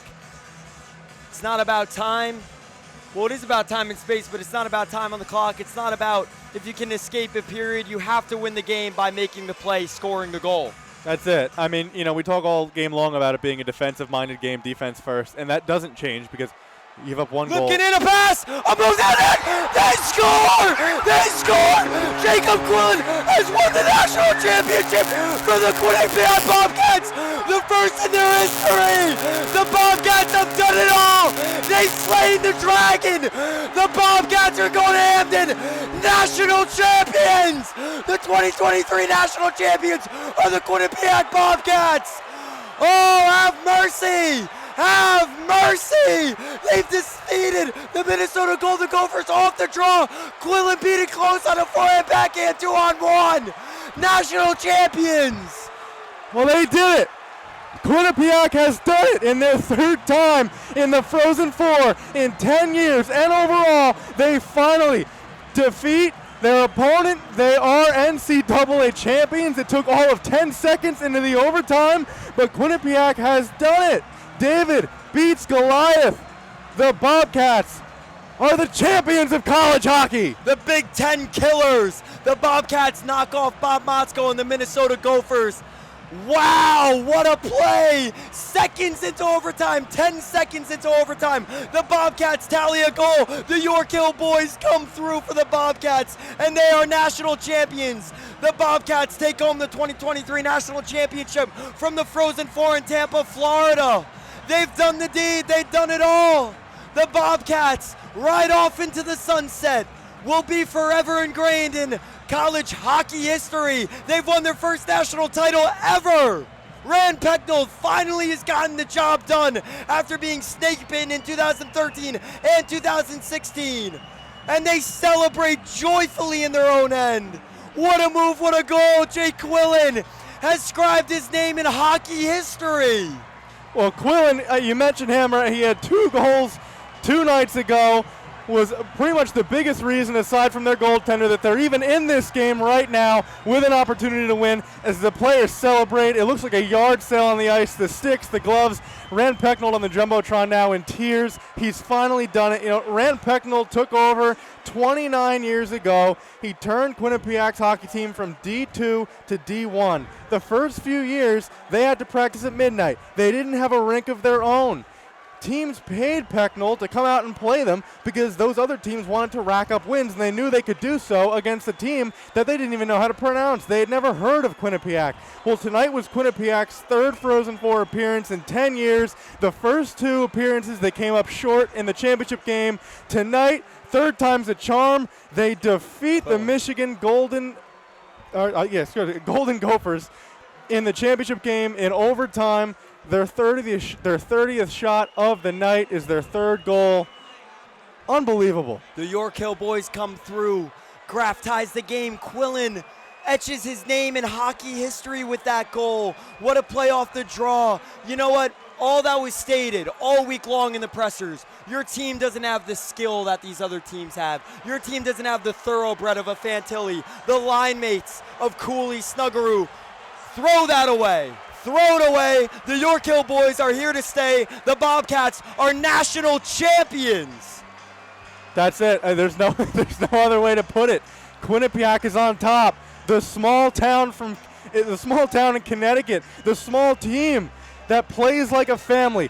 That is what the players and Coach Pecknold stressed all week long, is that you can put all your NHL prospects up against us all you want, but we play like a family at Quinnipiac, and they did tonight. They came back, they tied the game with under 3 minutes to go in regulation, and 10 seconds into overtime, the Quinnipiac University Bobcats men's hockey team finally gets the job done. They've slain the dragon. They ride off into the sunset in hockey history. Yaniv Peretz, the Bobcats have defied all of the odds. The Big Ten Killers defeat college hockey's most feared en route to a national championship off the stick of Jacob Quillen in overtime. Thank you for tuning in to QBSN Radio. The celebrations continuing on the ice. For me, it's most likely my last call for men's ice hockey, potentially for QBSN, and it was a pleasure to come down to Tampa and cover this team in the Frozen Four. They defeat Michigan, advance to the national championship game where they finally get the job done on 1 goal, Eric. Well, Matt, it was an honor. I'm a first year, so I still have 3 years left of this, but it was an honor to come down here and call this weekend with you. I never imagined when I first came here even being able to go to Lake Placid with you and call that game, come to Tampa. But it was an honor to call these games with you. And I mean, thanks to the Quinnipiac men's hockey team for winning so much that we even got the opportunity to come down here. It's been a fantastic year. Nobody gave Quinnipiac a shot really all year long. Everyone said, oh, they don't play tough enough opponents in the ECAC. Well, they played some pretty damn tough opponents in the NCAA tournament. Merrimack, Ohio State, Michigan, and now they defeat Minnesota to be crowned the champions of college hockey. The Bobcats celebrate at center ice. They'll ride into the sunset as we do. Thank you for joining us on QBSN Radio. The Quinnipiac Bobcats are national champions. To the Bobcat Nation, thank you.